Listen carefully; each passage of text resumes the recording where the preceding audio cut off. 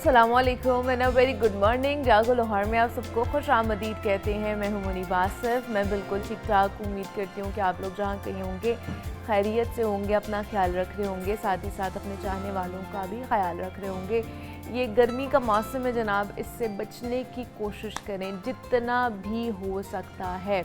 अलबत्ता कल का मौसम थोड़ा सा बेहतर था, कदरे बेहतर था, लेकिन उससे पिछले जो पूरा हफ्ता हमारे गुजरा है यहाँ पे शहर लाहौर की अगर बात कर ली जाए तो हीट वेव का ख़तरा भी ज़ाहिर किया जा रहा था, जो कि 15 से 19 तक था, और जिसमें हमने देखा भी कि टेम्परेचर जो है वो यूजुअली 38-39 तक रहता था, लेकिन उसमें फील्स लाइक भी ये हो रहा था कि वो 43-44 तक भी पहुंचा, इवन दो कि 42 तक भी गया है। तो हम खुसूसी तौर पर बात करेंगे कि बच्चों के हवाले से उनकी डाइटरी हैबिट्स किस तरह की होनी चाहिए, उनका अगर लंच बॉक्स है जिस तरह वो लेकर जाते हैं स्कूल में, तो उनके लंच बॉक्स में ऐसी कौन सी चीज़ें होनी चाहिए जो कि एक तो फटाफट बन भी जाए लेकिन वो ग़िज़ाइयत से भरपूर भी हों।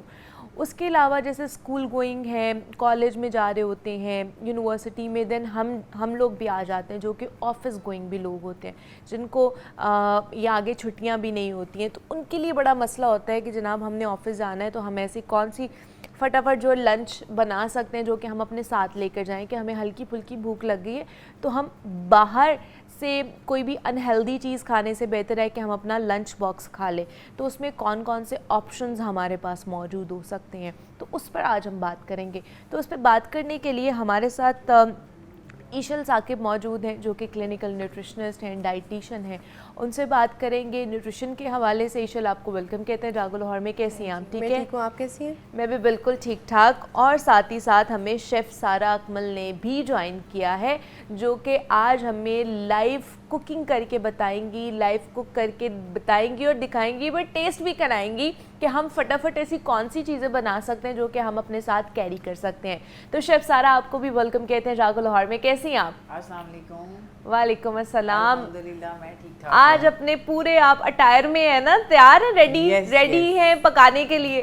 क्या बात है। तो साथ ही साथ शेफ़ सारा जो है वो कुकिंग भी करती रहेंगी और बताती भी रहेंगी कि कौन कौन सी चीज़ें रिक्वायर्ड है, और साथ ही साथ हम ईशल से भी बात करते रहेंगे। तो मेरे ख्याल से शेफ़ सारा आप स्टार्ट कर दें, साथ साथ क्या बनाने जा रही हैं आज? आज मैं आप लोगों को दे रही हूँ ग्रिल सैंडविच। ग्रिल सैंडविच बना के, गर्मी में आपको पता है कि इतना फूड नहीं खाया जाता, तो ये है कि मैक्सिमम जो लोग ऑफिस में जॉब करते हैं वो इजीली अपना लंच बॉक्स में बड़ा अच्छा ये सैंडविच बना के ले जा सकते हैं और खा सकते हैं। ठीक है जी, ग्रिल सैंडविच आज हम बनाएंगे और खाएंगे भी।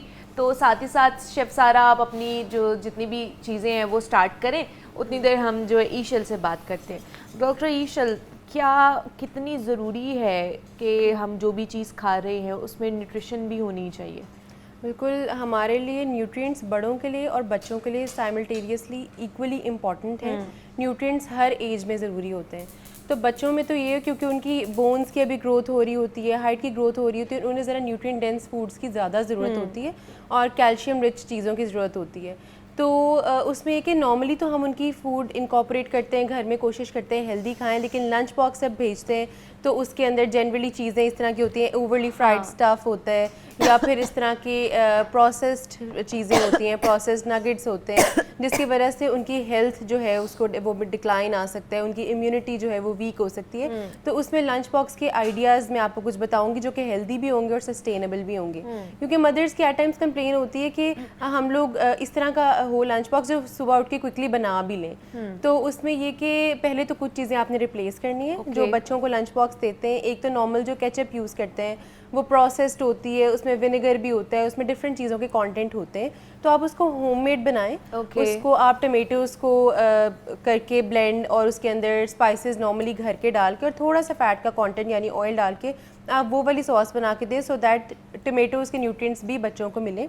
रादर देन दैट आपको नहीं पता कि मार्केट बॉट केचप में क्या होगा, कितने केमिकल्स क्या क्या यूज़ किया हुआ है उसमें, और उसमें आर्टिफिशियल कलर्स भी होते हैं, तो आर्टिफिशियल कलर्स भी हमारे गट के लिए, हमारी हेल्थ के लिए अच्छे नहीं होते। इसी तरह मेयोनीज़ हम बहुत ज़्यादा रेडिली आजकल यूज़ करते हैं, तो उसमें ये कि क्योंकि वो कम्प्लीटली फ़ैट का कंटेंट होता है, मेयोनीज़ में क्या है कि उसमें ऑयल होता है एंड देन थोड़े से एग्स होते हैं, वेराइज हमें घर पे जो मेयोनीज़ हमें चाहिए कि बना लें, उसमें ये होता है कि उसकी शेल्फ लाइफ 3 डेज़ होती है। Okay. आप एग्स को लें, उसके अंदर आप थोड़ा सा सॉल्ट, ब्लैक पेपर, 1 चम्मच ऑयल, 1 चम्मच लेमन जूस डाल के उसको ब्लेंड कर लें और थोड़ा सा पानी भी ऐड कर लें उसमें, तो वो एक होममेड मेयोनीज़ बन जाएगी जो कि कम्प्लीटली हाई प्रोटीन है, क्योंकि उसके अंदर 3 अंडे हैं, बॉइल्ड एग्स, तो उसमें फ़ैट का कंटेंट बहुत बेयर मिनिमम है, 1 चम्मच ऑयल, और वो 3 दिन तक उसकी शेल्फ लाइफ होती है। आप फ्रिज में रख के उसको यूज़ करें। तो जो मदर्स का एक होता है कि अर्ली मतलब हम लोग उठ के बनाना है तो रेडीमेड कोई चीज़ होनी चाहिए, तो मेयोनीज़ बनी होगी, उसके अंदर आप श्रेडेड चिकन भी डाल सकते हैं और साथ में आप सैंडविचेस में लगा के बच्चों को दे, तो ये बहुत हेल्दी लंच आइडिया है। ओके।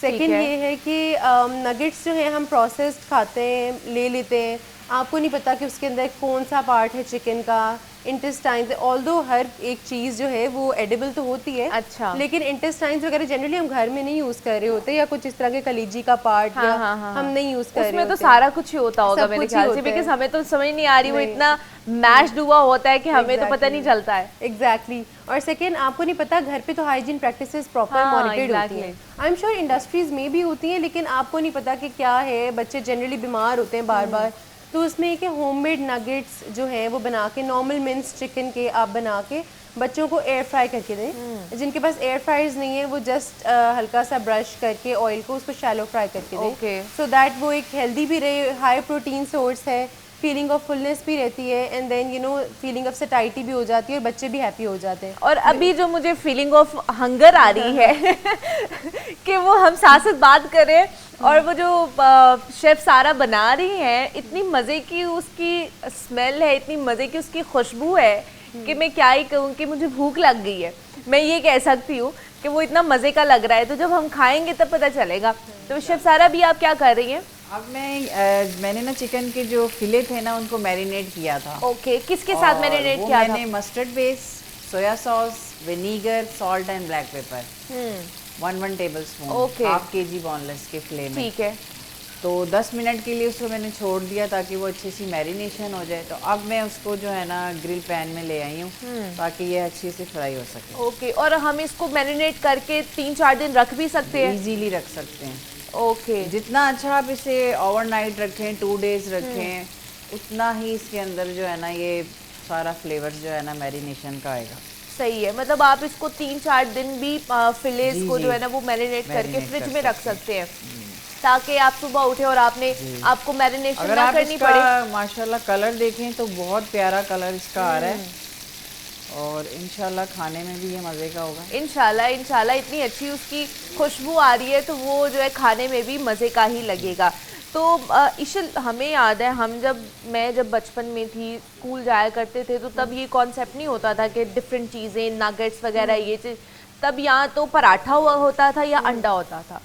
ये चीज़ें मैं तो अपने स्कूल में सिर्फ यही लंच बॉक्स में लेके गई हूँ, या ज़्यादा से ज़्यादा अंडा ब्रेड हो गई, ये चीज़ें हो गई, हो गया फ्रेंच टोस्ट आपने बना लिया, वो खा लिया। अब तो बच्चों की डिमांड ही बहुत ज़्यादा होती है ना जी, हमें फलां चीज़ भी चाहिए, हमें फलां चीज़ भी चाहिए, डिफरेंट इंग्लिश नाश्ता उन्हें चाहिए होता है, लंच में भी उन्हें वही चीज़ें चाहिए होती हैं। तो वो क्या न्यूट्रिएंट डेंस भी होती हैं कि नहीं होती हैं? अच्छा, न्यूट्रिएंट डेंस आप बना सकते हैं, बिकॉज जो भी चीज़ आप घर के इन्वायरमेंट में अच्छे इंग्रेडिएंट्स डाल के बनाएंगे वो न्यूट्रिएंट डेंस खुद ही हो जाएगी। यानी कि उसमें आपने सारी तरह की चीज़ें इंकॉर्पोरेट करनी है, वेजिटेबल्स भी डालनी है, प्रोटीन भी होगी उसमें, कार्बोहाइड्रेट्स भी होंगे, फैट का अच्छा कंटेंट भी होगा, हर चीज़ अगर होगी, और साथ में आप फ्रूट्स भी पैक करके देंगे। जैसे अभी रिसेंटली जैसे हम मार्केट बॉट सलामी या मोटरेला स्लाइसेस होते हैं, तो उसका एक वर्जन मैंने खुद अभी वैसे ट्राई किया है अपनी बेटी के लिए। तो that is steamed, that is chicken minced in milk, and वो स्टीम कर लेते हैं आप स्पाइसेस डाल के। वो सैंडविचेस में आप लगाएं, जो बच्चे सलामी को लाइक करते हैं या मोटरेला स्लाइसेस लाइक करते हैं, और मार्केट बॉट वो लेते हैं या प्रोसेस्ड होता है, अगर वो आप घर पे उसको बनाते हैं तो वो बहुत अच्छा होता है। एक तो हेल्दी, आपको भी पता है कि कम्प्लीटली क्लीन है, न्यूट्रिएंट डेंस है, एंड देन आप लंच में दे दें आइडियाज़, वो उसको पैक करके दे दें तो बहुत हेल्दी भी होता है। सेकंड ये चीज़ है कि नगेट्स की ऑल्टरनेटिव जो है जिस तरह वेजिटेबल सोर्सेज से, तो वो 3 तरह के वेजिटेबल्स हैं जिनको आप ब्लेंड कर लें, जिसमें ब्रोकली है, कैरेट है, एंड देन पोटैटो है।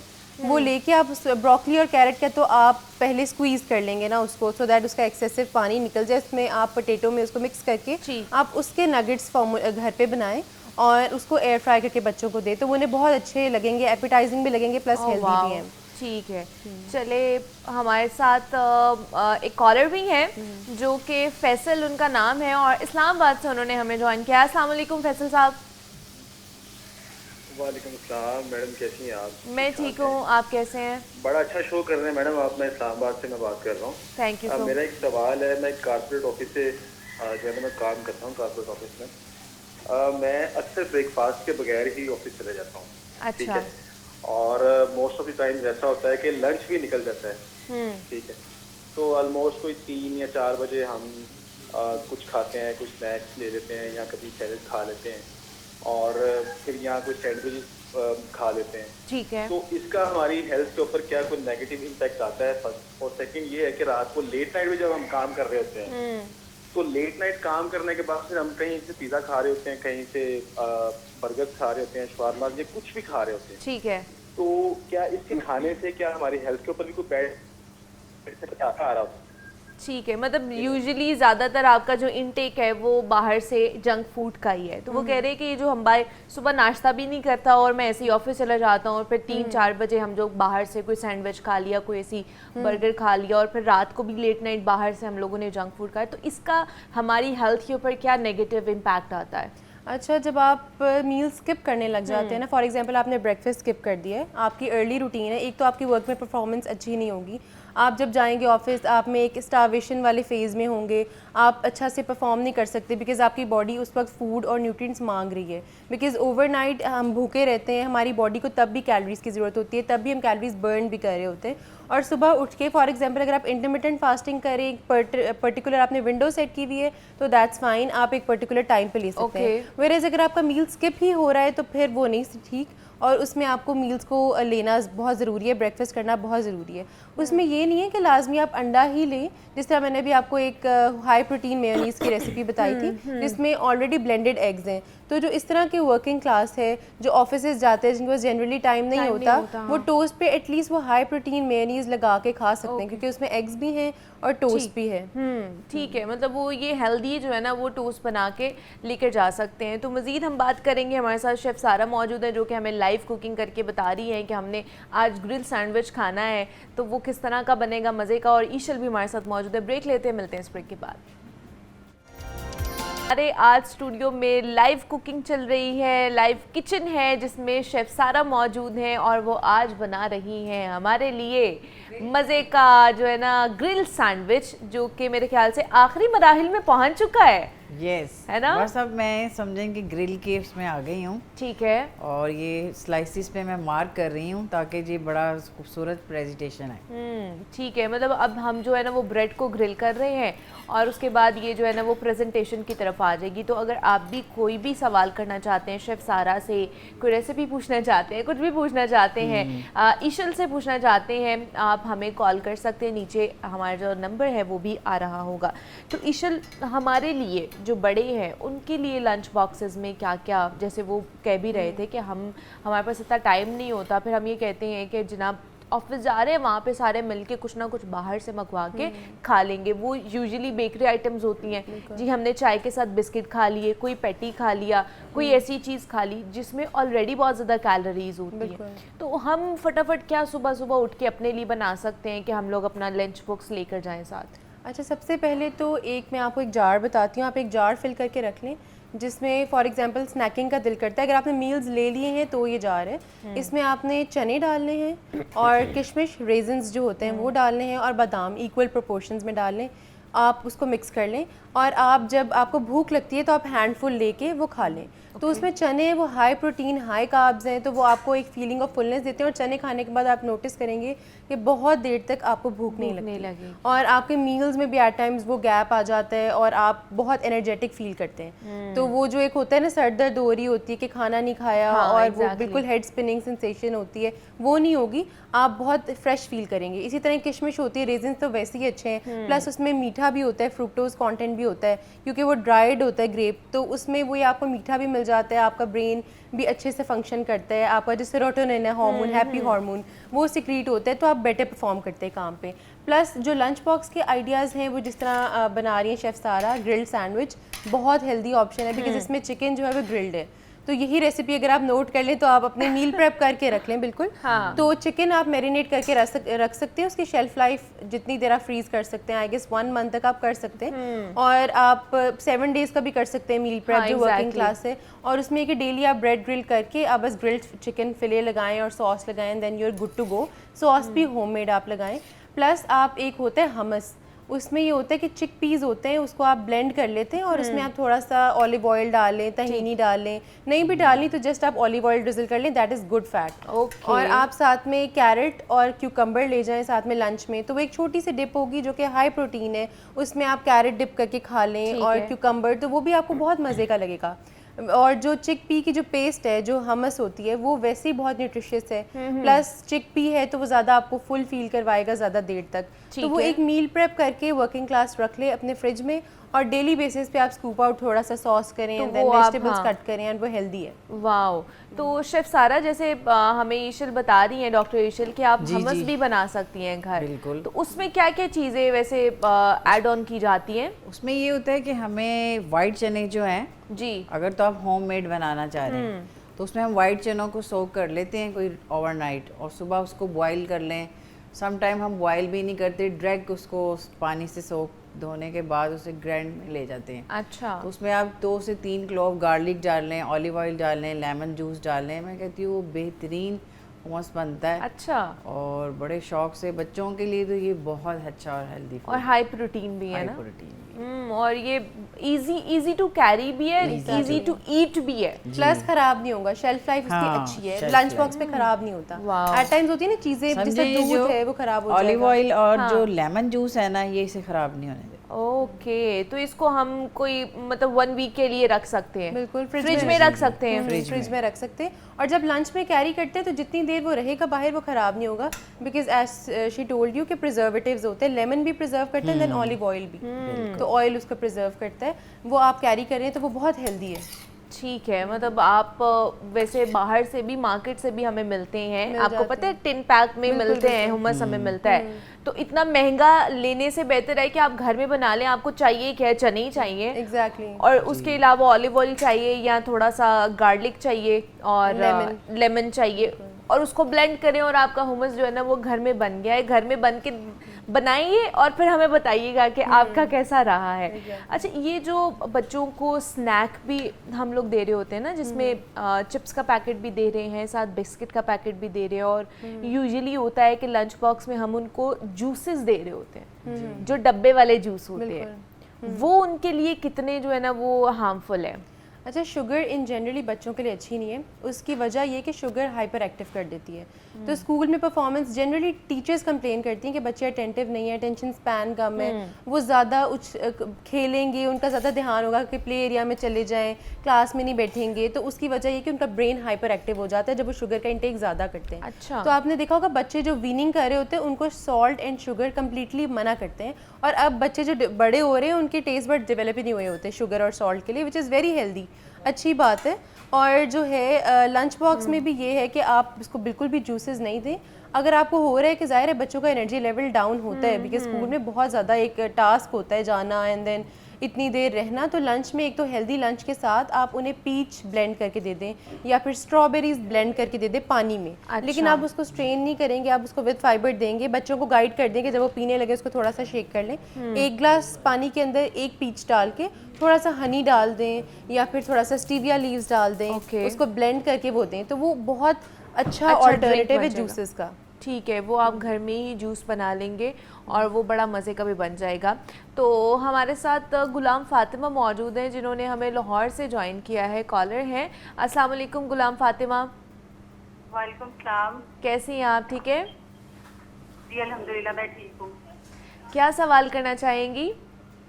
कि मेरा सवाल ये है कि मैं कॉर्पोरेट सेक्टर में जॉब करती हूँ और आजकल बहुत ज़्यादा हीट वेव हाई हुई हुई है और बहुत ज़्यादा गर्मी है, जिसकी वजह से खाना खाने को दिल नहीं करता। इस वजह से क्या कहते हैं बहुत ज़्यादा हेल्थ इश्यूज हो जाते हैं और डिहाइड्रेशन हो जाती है। इससे क्या आप लोग के पास कोई डाइट प्लान है? क्या ठीक है जी। थैंक यू सो मच गुलाब फातिमा कि आपने ज्वाइन किया। उनका ये कहना है कि कॉर्पोरेट सेक्टर में काम करते हैं और हीट वेव, बाहर गर्मी बहुत ज़्यादा, आने वाले दिनों में और भी ज़्यादा हो जाएगी, तो ऐसी गर्मी में ज़्यादा खाना खाने का दिल नहीं करता है, तो उसकी वजह से डिहाइड्रेशन भी हो जाती है। तो ऐसी क्या चीज़ें हैं जिनका इंटेक हम कर सकते हैं? बिल्कुल। अच्छा, अगर आपको हीट वेव की वजह से होता है कि स्टमक में एट टाइम्स बहुत एसिडिटी हो जाती है, बहुत ज़्यादा हमें स्टमक इश्यूज़ होते हैं जिसकी वजह से हम खाना नहीं प्रॉपर्ली खा सकते, तो उसमें मैं सबको सजेस्ट करूँगी आप पेपरमिंट टी लें, उसमें पुदीने के पत्ते आप लेके उसको अच्छे से ऑब्वियसली वॉश करके उसको बॉईल कर लें। आप बॉईल करेंगे तो उसमें एक उसका वाटर जो है बड़ा ग्रीनिश था, डार्क ब्राउनिश था, मिक्स सा शेड बन जाएगा। आप उसको बॉटल में कैरी करें ठंडा करके, तो वो जब आप पीते रहेंगे तो आपके स्टमक के इश्यूज़ रिजॉल्व होंगे। जो हीट आप फील कर रहे हैं, आपके एक्सट्रीमिटीज़ जो हैं, हाथ पाँव में हीट होती है, वो उससे काफ़ी कम होगी और उससे ये होगा कि आपकी भूख बेहतर होगी। तो जो लोग अंडर वेट हैं और वो बिल्कुल ही नहीं खा पाते, तो समर्स में तो उनका वेट और ड्रॉप कर जाता है। तो बेटर ये है कि एक पेपरमिंट टी आप ले लें, और सेकंड ये कि ज़ीरे का पानी जो है वो आप ज़ीरा को डाल के ओवरनाइट एक बॉटल में, फॉर एग्जांपल 2 लीटर्स की बॉटल आप कैरी करते हैं वर्क में, तो आप वो ज़ीरा डाल लें 2 टेबल स्पून ही 2 लीटर्स में, एंड देन आप उसको ओवरनाइट सोक रहने दें। आप अगला सारा दिन वो लें, तो उसमें जिन लोगों का फैट बिल्डअप हुआ होता है वो भी फैट भी जो है वो डिजॉल्व होगा और वो बहुत अच्छा है स्किन के लिए भी। प्लस जिन लोगों का खाना खाने को दिल नहीं कर रहा, उन्हें चाहिए कि वो सैलड्स पे शिफ्ट कर लें, बिकॉज एक तो वाटर कंटेंट अपना बढ़ाएं। सो 8 ग्लास नॉर्मली आप लेते हैं, लेकिन आप 8 to 10 कर लें, सो दैट आपके एक तो हाइड्रेशन लेवल इम्प्रूव रहे, और जब by the time summers and होते हैं, हमें एट टाइम्स टैनिंग के अलावा वैसे ही हमारी स्किन डिहाइड्रेट होकर हाइपर पिगमेंटेशन हुई होती है, तो उसमें ये होता है कि आप पानी का इंटेक अच्छा रखें। पानी खाली हम वाटर से नहीं, हम फ्रूट्स एंड वेजिटेबल से भी लेते हैं, तो उन चीज़ों का भी इंटेक बहुत अच्छा करना ज़रूरी है। तो उसमें आप सैलड्स लेके जाएं लंच बॉक्स में, जिसमें एक है सीजर सैलड, उसमें आइसबर्ग होता है। उसके अंदर आप चाहें तो ब्रेड क्रूटॉन्स डाल सकते हैं अगर आपने कार्बोहाइड्रेट का पोर्शन ऐड करना है। देन ग्रिल्ड चिकन आप उसके अंदर डालें बहुत ही कम ऑयल में, जैसा शेफ सारा ने बताया। एग्जैक्टली वही वाला जो शेफ सारा ने बनाया है ना, वही वाला ग्रिल सेम रेसिपी चिकन आप कर सकते हैं। बिल्कुल, और साथ में उस पर थोड़ा सा ऑलिव ऑयल और लेमन ड्रिजल करें, सॉल्ट और ब्लैक पेपर ड्रिजल करें, वो एक कंप्लीट मील बन जाएगा, बिकॉज उसमें कार्बोहाइड्रेट भी है, प्रोटीन भी है, वेजिटेबल भी है, गुड फैट भी है, तो वो आप खाएं, आप बहुत एनर्जेटिक और बेटर फील करेंगे। बल्कि भूख भी, ज़्यादा भूख नहीं लग रही तो आप वो खाएंगे तो न्यूट्रिएंट्स तो मिलेंगे ना आपको, कंप्लीट न्यूट्रिएंट्स मिलेंगे उसमें। ठीक है। और इसके अलावा लोग कहते हैं कि हमें खाने का दिल नहीं, सिर्फ पीने का दिल कर रहा होता है, कि हम ज़्यादा से ज़्यादा कोई ड्रिंक पी लें, कोई जैसे आपने वो बताया कि आप पी सकते हैं, देन डिटॉक्स वाटर पी लें जिसमें हम बहुत सारी सब्जियां भी और फल भी डाल के पी रहे होते हैं। तो ये अच्छा है हमारे लिए अगर हीट वेव से बचना है हमने तो? बिल्कुल, डिटॉक्स वाटर तो बहुत अच्छा है समर्स में। उसमें मैंने लास्ट टाइम भी बताया था कि उसमें लेमन आप डाल लें, ऑरेंज अब मौसम नहीं है, जब ऑरेंज का मौसम हो वो डाल लें, अनार भी डाल सकते हैं, स्ट्रॉबेरीज डाल सकते हैं, मिंट लीव्स डाल सकते हैं। उसके अलावा आप उसमें तो बीट रूट भी डाल सकते हो, उससे कलर बहुत अच्छा आ जाता है। तो जब कलर अच्छा हो तो एट टाइम्स वो चीज़ खाने या पीने को ज़्यादा दिल करता है, तो डिटॉक्स वाटर इस तरह आप ले सकते हैं। प्लस जिन लोगों का प्रॉपर सॉलिड खाने को दिल नहीं कर रहा, फॉर एग्जाम्पल समर्स में क्या होता है कि देसी चीज़ें खाने को दिल नहीं कर रहा होता, तो उसमें हेल्दी ऑल्टरनेटिव, जैसा नूडल्स का ऑल्टरनेटिव एक बहुत अच्छा बच्चों के लंच बॉक्स के लिए भी बल्कि आइडिया है कि आप रोटी जो है, नॉर्मल रोटी जो होल व्हीट होती है, उसको उस तरह ही बेल के प्रॉपर राउंड, एंड देन आप उसको पानी में 2 से 3 मिनट के लिए बॉईल कर लें। और उसको जब वो ठंडा होता है उसके स्ट्रिप्स काट लें, और वो नूडल्स की फॉर्म में आप उसको, उसमें अंदर सॉल्ट डाल लें, एंड देन थोड़ा सा ऑयलिंग कर लें उसको, और नॉर्मली जिस तरह वेजिटेबल्स और चिकन डल के हम नूडल्स बनाते हैं आप वैसे खा लें। तो एक होल बेसिकली आप रोटी ही खा रहे हैं, but in an altered form, देसी नूडल्स बन जाएंगे, देसी नूडल्स बन जाती हैं। होल व्हीट भी मार्केट बॉट, आपको नहीं पता कि उसमें क्या कंटेंट है ऑयल का, तो आप ये ले लें, ये बिल्कुल हेल्दी है। तो बच्चों को, जिनको गिल्ट होता है ना कि बच्चे ने रोटी नहीं खाई, और एक प्रॉपर हार्डकोर मॉम जो होती है, जो देसी मॉम होती है, उसको होता है कि रोटी ही खाएं, तो रोटी की ऑल्टरनेटिव बड़ी अच्छी फॉर्म है कि आप उसमें आटा नूडल्स लें। क्या बात है कि आपने घर में ही जो सादी रोटी हम बना रहे होते हैं होल व्हीट की, वही बनाए और उसी के जो नूडल्स है बच्चों को बना के दे दे। तो मेरे ख्याल से ईशल सारा कुछ घर में एक्सपीरियंस कर रही होती। ठीक है शेफ सारा, मुझे लगता है कि रेडी हो गई है सर्व करने के लिए। बन गया है शेफ सारा? यस। वाह जी वाह, क्या खूबसूरत जो है ना वो लग रहा है। क्या क्या इसमें आपने डाला है? अब ज़रा दोबारा से हमारे जो देखने वाले हैं ना उन्हें बता दें, इसकी लेयरिंग किस तरह की है आपने? जी, इसके लिए सबसे पहले तो मैंने चिकन, जैसे अभी पहले भी बताया था कि सबसे पहले तो आपका चिकन मैरिनेट होना चाहिए। ठीक है। ताकि उसे थोड़ा हम टाइम दे सकें। उसके बाद आपने एक चिली गार्लिक सॉस बनानी है जिसमें हम mayonnaise, ketchup, salt and black pepper pinch सिर्फ एज अ फ्लेवर देने के लिए मायोनीज के अंदर। उसके बाद आपने लेटस के पत्ते यानी कि सलाद के पत्ते ले लेने हैं, टमाटो एक ले लेना है, उसे भी मैंने ग्रिल ही किया है। कुकम्बर ज़रूर लें, ये बड़ा आपको पता है हमारे लिए तो अल्लाह की बड़ी नेमत है कुकम्बर। तो उसके बाद हमने जो इसके ऊपर सबसे ऊपर मैंने जो रखा है ना वो एक फ्राई एग रखा है और उसी की वजह से इसकी प्रेजेंटेशन भी ज़्यादा अच्छी आ रही है। तो इसमें हमने सबके ऊपर पहले सॉस लगानी है। ओके। कि सॉस स्प्रेड करने के बाद हमने एक स्लाइस के ऊपर लेटस लगा दिए, कुकम्बर लगा दिए, देन फिर हमने उसके ऊपर चिकन का एक लेयर दे दिया। इस तरह चिकन की 2 लेयर्स बन जाएंगी और ये हमारा जो है वो 4 स्लाइसिस का एक बड़ा अच्छा लंच के लिए बहुत बेहतरीन सैंडविच है। मेरा नहीं ख्याल कि इसके बाद कोई भूख लगेगी आपको 2-3 घंटे तक, या चले 2 घंटे तक भी आपको ये नहीं लगेगी कि इसमें आपको कार्ब्स भी मिल जाएंगे, इसमें आपको जो है वो प्रोटीन भी अच्छी तरीके से मिल जाएगी और इसमें एक सैलेड का पोर्शन भी आ जाएगा जो कि लेट्स की शक्ल में आप खा लेंगे। तो इसमें मैक्सिमम कितना टाइम लगा है आपको? मुझे मैक्सिमम कह लें हाफ एन आवर। और घर में भी जो खवातीन देख रही हैं उन्हें भी इतना ही लगेगा। ऑलरेडी मैरिनेशन करके रखा हुआ आपने चिकन, तो वो थोड़ी सी देर लगेगी आपको। जी। और आपका जो मज़ेदार सॉस भी बना के सेव करके रख सकते हैं फ्रिज में। ठीक है। चिकन भी बना सकते हैं, सुबह उठें और मेरे ख्याल में 10 मिनट में आपका ये ग्रिल पैन में, आप अपना ग्रिल पैन ना भी हो आप सिंपल फ्राई पैन में भी बना सकते हैं। ठीक है जी। ये मज़ेदार जो ग्रिल सैंडविच है जो कि शेफ़ सारा ने हमें बना के दिखाया है कि फटाफट बन सकता है, ये आप बच्चों को भी अपने लंच बॉक्स में दे सकते हैं, बड़े भी अपने लंच बॉक्स में लेकर जा सकते हैं और फ्रेश भी रहेगा और ये ज़्यादा आपकी सेहत को ख़राब भी नहीं करेगा। ऐसे तो मेरे ख्याल से ईशल इस तरह की चीज़ों को हमें प्रमोट करना चाहिए, हमें खाना भी चाहिए। बिल्कुल healthy eating is the best.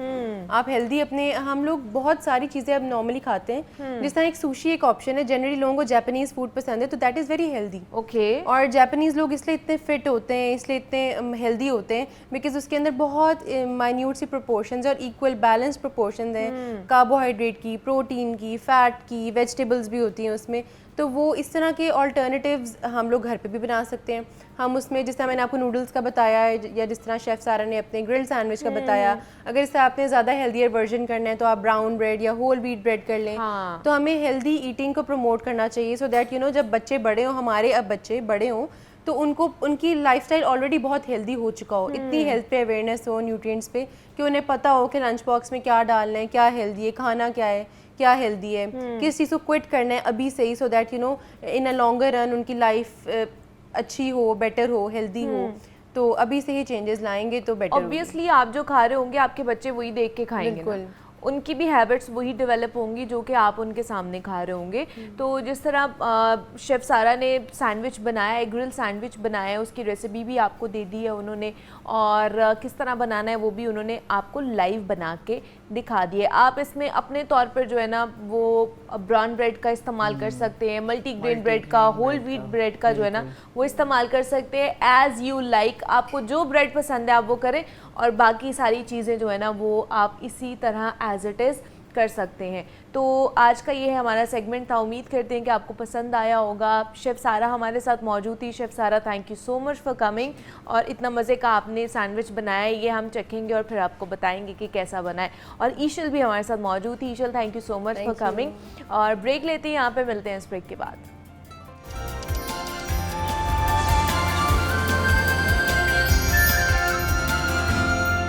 अब कुछ बात कर लेते हैं पंजाब के हवाले से। और जब से पंजाब हुकूमत आई है 1 साल ज़्यादा हो चुके हैं, बल्कि 1 साल से ज़्यादा हो चुका है और कुछ इनिशिएटिव्स, कुछ अहम फैसले लिए गए हैं पंजाब हुकूमत की तरफ से। ख़ास तौर पर अगर ट्रांसपोर्ट की बात कर ली जाए ना तो उस हवाले से बड़े अच्छे इक़दाम भी उठाए गए हैं और बड़े अच्छे फ़ैसले भी लिए गए हैं। उससे पहले अगर थोड़ी सी नज़र दौड़ा ली जाए या तारीख़ के पन्नों की तरफ जाया जाए और तारीख के झोंक जो कह लें कि उधर देखा जाए तो मामलात ये हैं कि पंजाब में और बिलखसूस लाहौर में अगर बात कर ली जाए तो ट्रांसपोर्ट का जो एक जाल था, एक नेटवर्क था ना, बहुत ही खस्ता हाल था। हमने देखा कि मुख्तलिफ रूट्स बंद थे, फिर बसेस नहीं चल रही थी। जो लोग थे, बासी थे जो लाहौर के, उनको अपने तहत आप सफ़र करना पड़ता था, अपनी गाड़ियाँ बाहर निकालनी पड़ती थी, अपनी ट्रांसपोर्ट का इस्तेमाल करना पड़ता था। वो ख्वाब आप ऑफिस जा रहे हैं, स्कूल जा रहे हैं, कॉलेज जा रहे हैं, कहीं पर भी जा रहे हैं, आप बाहर निकल रहे हैं। तो अब जब से ये हुकूमत आई है, हमने देखा कि मुख्तलिफ इनिशिएटिव लिए गए, ट्रांसपोर्ट को बेहतर बनाने के हवाले से बहुत अहम फैसले लिए गए, जिसमें एक अहम फैसला था कि जनाब इको फ्रेंडली बसेस लेकर आना। वो हमें नज़र आई, सड़कों पर भी दौड़ती हुई नज़र आई, उसमें लोग जो सफ़र भी कर रहे हैं, एक बड़ा अच्छा इनिशिएटिव है। अब उसके अलावा एक कदम आगे बढ़ने की कोशिश की जा रही है, जिसमें येलो लाइन, पर्पल लाइन जो है ना, वो भी लेके आने की कोशिश की जा रही है। उसमें कितने बसेस का फ्लीट होगा, किस तरह इनिशिएटिव लिया जाएगा। देन एक और के जो जनाब बुलेट ट्रेन चलाई जाएगी, पंजाब हुकूमत की तरफ से जो है ना, ये इनिशिएटिव भी लिया गया है। महकमा ट्रांसपोर्ट ने इसमें इनिशिएटिव लिया है। अब ये बुलेट ट्रेन कैसे चलेगी? कहा यह जा रहा है कि लाहौर से रावलपिंडी तक चलेगी और सिर्फ 1.5 घंटे में ना आप लाहौर से रावलपिंडी पहुंच जाएंगे। अब इसके लिए क्या मामलात होंगे, किस तरह इनिशिएटिव लिया जाएगा, इस पर हमने बात करनी है। इस पर बात करने के लिए हमारे साथ स्टूडियोज़ में मौजूद हैं बिलाल अकबर खान साहब है, मिनिस्टर हैं ट्रांसपोर्ट के, तो उनसे बात करते हैं। बिलाल साहब, आपको वेलकम कहते हैं जागो लाहौर में। कैसे हैं आप? ठीक है, ठीक, अल्लाह का शुक्र जी, थैंक यू जी। बिलाल साहब, हाई स्पीड जो कह लें कि नेटवर्क लेकर आया जा रहा है, ट्रेन फ़िलहाल बुलेट ट्रेन की अगर बात कर ली जाए, बड़ा अच्छा इनिशिएटिव है। जिससे मैंने बात की कि जब से पंजाब हुकूमत आई है ना, तब से एटलीस्ट हमारे जो ट्रांसपोर्ट के मामलात थे या प्रॉब्लम्स थे जो हम काफ़ी सालों से फेस कर रहे थे, किसी ना किसी हद तक वो कर्टेल होते हुए नज़र आ रहे हैं, सॉल्व होते हुए नज़र आ रहे हैं। इस पर क्या कहेंगे आप? और दूसरा ये कि जो बुलेट ट्रेन का मामला है, ये इसके ऊपर क्या वर्किंग चल रही है? थैंक यू, आपने मौका दिया, बुलाया। देखिए, बाकी ऐसा है कि पंजाब हुकूमत जब से आई है तो इस हुकूमत का और ख़ास तौर पे चीफ मिनिस्टर साहिबा का विजन तो यही है कि हमने जो हमारी आम आवाम है, जो कि रोज़ करोड़ों की तादाद में सड़कों के ऊपर आते हैं और उनके लिए कोई सिस्टम मौजूद नहीं है। 2007 के अंदर पहली मेट्रो लाइन बनी, 2017 तक हमारे पास पूरे पंजाब में 4 मेट्रो सिस्टम्स बन चुके हुए थे। मुल्तान बन गया, आपका रावलपिंडी इस्लामाबाद बन गया, उसके बाद आपने लाहौर में ऑरेंज लाइन देखी, बड़ी उसकी क्रिटिसाइज़ किया गया ऑरेंज लाइन को। लेकिन अगर आप इस बात को समझने की कोशिश करें कि अगर ये सारे 4 सिस्टम भी यहाँ पे ना होते तो आज लाहौर की या बाकी शहरों की ट्रैफिक का क्या हाल होना था। ऑब्वियसली लोगों ने एक जगह से दूसरी जगह पहुँचना है तो या अपनी गाड़ी इस्तेमाल करेंगे या कोई पब्लिक ट्रांसपोर्ट यूज़ करेंगे। हाँ। एक जो अच्छी बात है वो ये है कि हम तकरीबन डेली अब 10 लाख लोगों को हम ये सर्विस प्रोवाइड कर रहे हैं। लेकिन हमने फिगर जो क्रॉस कर लिए 1.6 बिलियन लोगों को अब तक हम ये सर्विस प्रोवाइड कर चुके हुए हैं। लेकिन ये तादाद बहुत थोड़ी है। अच्छा। लाहौर की आबादी देखें, उसके हिसाब से अगर आप देखें कि हम डेली 4.5 लाख लोगों को ये बसों की सूरत में या मेट्रो की सूरत में हम सर्विस प्रोवाइड कर रहे हैं। हमारा ख्याल ये है कि यहाँ पर जो मोटरसाइकिल्स की तादाद है वो कम अज़ कम भी अगर आप देखें तो वो 10 मिलियन के करीब तो होगी।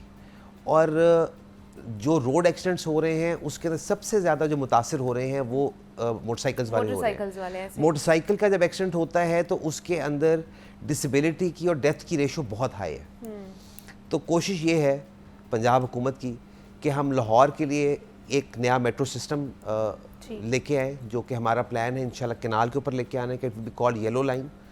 और वो स्टेट ऑफ द आर्ट एक ट्रैम लाइक सिस्टम होगा, इलेक्ट्रिक होगा। ऑब्वियसली जब इलेक्ट्रिक होगा तो हमारी जो सब्सिडी गवर्नमेंट पे करती है पर पैसेंजर वो भी हमारी रिड्यूस होगी और तकरीबन 1,10,000 लोगों को हम डेली वो सर्विस प्रोवाइड करेंगे, जो कि ठोकर न्याज बेग से लेके हरबंसपुरा तक जाते हैं। इसके अलावा मुख्तलिफ बसेस का आपने जिक्र किया। अभी तो सिर्फ लाहौर में 27 बसें आई हैं जी। अभी तो ये तादाद बहुत बढ़नी है। बाय अगस्त सितंबर इंशाल्लाह आप देखेंगे कि 250 बसेस खाली लाहौर के लिए और आ जाएंगी। उसके अलावा हमने एक वर्ल्ड बैंक के साथ एक प्रोग्राम साइन किया हुआ है जिसके अंदर हमने 200 बसेस और लाहौर के लेनी है। उनसे एक क्लीन एयर प्रोग्राम के ज़रिए बहुत ही सस्ते 1% लोन के लिए 25 साल का हमारा लोन है उनके साथ। तो ये अभी से टोटल लाहौर में अगर बसें गिने तो वो 258 चल रही हैं। तो इसी साल के अंदर इंशाल्लाह आप देखेंगे कि ये तादाद बढ़ के 700 पे चली जाएगी। जब ये 7 असल होता ये है कि खाली एक रूट पे बस चलाने का फ़ायदा नहीं है, फ़ायदा तो है लेकिन जब तक एंड टू एंड कनेक्टिविटी नहीं है तब तक बिल्कुल आप ये नहीं कह सकते कि जी हम लोगों को एक्चुअली अपनी सवारी से उतार के उस पर लेकर जाएंगे। बाकी आपने पूछा कि जी हाई स्पीड रेल, ये बड़ा एक हमारा आप समझेंगे एग्रेसिव किस्म का एक स्टांस है इसके ऊपर। ठीक है। देखिए पूरी दुनिया में तो अब ट्रेन्स 350 टच कर रही हैं, चाइना को देख लें, यूरोप को देख लें। हम लोग अभी तक अपने पुराने ट्रेन ट्रैक के ऊपर हैं, उसमें रेलवे का खास कसूर नहीं है, रेलवे को खास कभी कोई इस तरह की फंडिंग की ही नहीं गई कि वो अपने आप को एक्सपेंड कर सके, तो हमने हार्डली कोई नई लाइन बचाई है। अब लाहौर से पिंडी जब आप जाते हैं तो वो बीच में कुछ जगह ट्रेन 80 पे चलती है, फिर 40 पे भी चलती है, फिर 20 पर भी चलती है, तो टेक्निकली 4-4.5 घंटे आपको वो लग जाते लाहौर से जाते हैं, लग जाते हैं। ट्रेन्स की जो क्वालिटी है उस पर कोई शक नहीं, अब हमने बहुत अच्छी ट्रेन्स बनानी शुरू कर ली हुई हैं, लेकिन हमारा प्लान ये है कि हम लाहौर से लेके पिंडी तक फेज़ 1 के अंदर कम से कम हाई स्पीड रेल लेके आए। ओके। हम शायद 300 तो टच ना करें, क्योंकि 300 टच करने के लिए कॉस्ट जो है वो बहुत फिनोमिनल हो जाती बहुत है, ज़्यादा हो जाती है। तो हम हाई स्पीड रेल के ऊपर जाना चाहेंगे जो कि 160 to 180 किलोमीटर जाती है। ठीक है। और वो ये सफ़र को तकरीबन 2 घंटे 20 मिनट तक हम इसको महदूद करेंगे। ठीक है कि इस सफ़र इस अरसे में जो है ना आप लाहौर से पिंडी तक पहुंच जाएंगे। तो इस पे बात कर रहे हैं, हमारे साथ ट्रांसपोर्ट मिनिस्टर तो मौजूद ही हैं, साथ ही साथ हमें ज्वाइन किया है ज़ैनुल आबदीन है, नुमाइंदा लाहौर न्यूज़ है, उनसे बात करते हैं, उनसे जानते हैं कि क्या सूरत हाल है। और क्योंकि ये जो नया वज़ीर आला पंजाब मरीम नवाज़ की मंजूरी के बाद लाहौर में किनाल रोड के दोनों तरफ yellow line electric autonomous rail transit मंसूबे की मंजूरी दे दी गई है। उसकी जो कह लें कि फिजिबिलिटी रिपोर्ट या फिजिबिलिटी स्टडी वो भी मुकम्मल कर ली गई है। क्या मंसूबा है ये, किस तरह मुकम्मल होगा, और जो ऑलरेडी मंसूबे चल रहे हैं, जो ऑलरेडी हमारा ट्रांसपोर्ट सिस्टम है, वो उसका मयार कैसा है, इस पर बात कर लेते हैं। सबसे पहले चलते हैं हम जैन की तरफ। जैन बताएं क्या सूरत हाल है हमारे जो अभी फ़िलहाल जो हमारा ट्रांसपोर्ट सिस्टम है, कितना नाकारा हो चुका है, कितना हमें तब्दील करने की ज़रूरत है, और ये जो नए मंसूबे लेकर आए जा रहे हैं, नए प्रोजेक्ट्स लेकर आए जा रहे हैं, इनकी हमें फ़िलहाल कितनी ज़रूरत है? शुक्रिया मुनीबा आसिफ। बुनियादी तौर पर लाहौर में इस वक्त जो पब्लिक ट्रांसपोर्ट का इंफ्रास्ट्रक्चर और जो पब्लिक ट्रांसपोर्ट का सिस्टम है, अब वो जो आलमी मेयार के मुताबिक नहीं देखा जा रहा। नो डाउट जो ये माली साल 2024-25 चल रहा है, इसमें पंजाब हुकूमत की तरफ से खातर खा जो बजट है वो भी रखा गया और आइस मेल्टिंग भी की गई कि एक प्रोजेक्ट इको फ्रेंडली बसेस का प्रोजेक्ट जो कि गुज़िश्ता कई बरसों से बल्कि कई दहाइयों से पेंडिंग चलता आ रहा था, इस पंजाब गवर्नमेंट ने इस मंसूबे को भी अमली जामा पहनाया और इस वक्त लाहौर की सड़कों पर इको फ्रेंडली जो बसेस हैं, इलेक्ट्रिक बसेस हैं, वो नज़र आ रही हैं। और जो नेक्स्ट फ्यूचर का प्रोजेक्ट है उसमें इसको पंजाब के दीगर अजला में भी फैलाया जाएगा। लेकिन दूसरी तरफ कुछ अदाद व शुमार देखने की ज़रूरत है कि इस वक्त शहर लाहौर में कितना नया इंफ्रास्ट्रक्चर बिछाने की ज़रूरत है। रिसेंटली एक स्टडी की गई, वो उस स्टडी के कुछ अदाद शुमार मैं आपके साथ शेयर कर देता हूं कि लाहौर में इस वक्त जो सड़कों की कुल लंबाई है वो 3300 किलोमीटर है। इसमें लाहौर में 1318 किलोमीटर का जो इंफ्रास्ट्रक्चर है इसके ऊपर ट्रांसपोर्ट चलाना लाजिम है, लेकिन इस वक्त लाहौर में सिर्फ 90 किलोमीटर का ट्रैक है जिसके ऊपर पब्लिक ट्रांसपोर्ट चल रही है। ट्रांसपोर्ट तो पूरे शहर में चल रही है, लेकिन जो पब्लिक ट्रांसपोर्ट है वो सिर्फ 90 किलोमीटर के ऊपर है। इस तरह शहर की मरकज़ी शाहराहों पर तकरीबन 1228 किलोमीटर का जो इंफ्रास्ट्रक्चर है वो इस वक्त बेहतर पब्लिक ट्रांसपोर्ट से महरूम है। इस वक्त लाहौर में जो स्टडी की गई उसके मुताबिक 1574 बसों की ज़रूरत दरकार है। 190 बसें हैं जो कि स्पीडो बस की मद में चलाई जा रही हैं, 27 इलेक्ट्रिक बसें हैं, तो इस तरह तकरीबन 1300 बसों का डेफिसिट भी मौजूद है। लाहौर का जो मास ट्रांजिट सिस्टम है वो 54 किलोमीटर पर मुहित है। 27 किलोमीटर का ट्रैक मेट्रो बस का है शाहदरा से गज्जूबत्ता, इसी तरह 27 किलोमीटर का ट्रैक ऑरेंज ट्रेन का है। तो ये जो सारे अदाद शुमार हैं ये बताते हैं कि लाहौर में इस वक्त इको फ्रेंडली बसेस की अशद ज़रूरत है, पब्लिक ट्रांसपोर्ट की अशद ज़रूरत है, क्योंकि हर साल जो हम इस स्मोक से लड़ रहे हैं, जो लाहौर में आलूदगी में इजाफा हो रहा है, लाहौर के बासियों के पास ट्रांसपोर्ट का इंफ्रास्ट्रक्चर मौजूद नहीं है। आए रोज़ मीडिया पर ख़बरें आ रही हैं कि रिक्शों की तादाद बढ़ती जा रही है, मोटर बाइक्स की तादाद बढ़ती जा रही है, लाहौर की सड़कों पर गाड़ियों की तादाद बढ़ती जा रही है। उसकी बुनियादी वजह यह है कि पब्लिक ट्रांसपोर्ट का इंफ्रास्ट्रक्चर मौजूद नहीं है।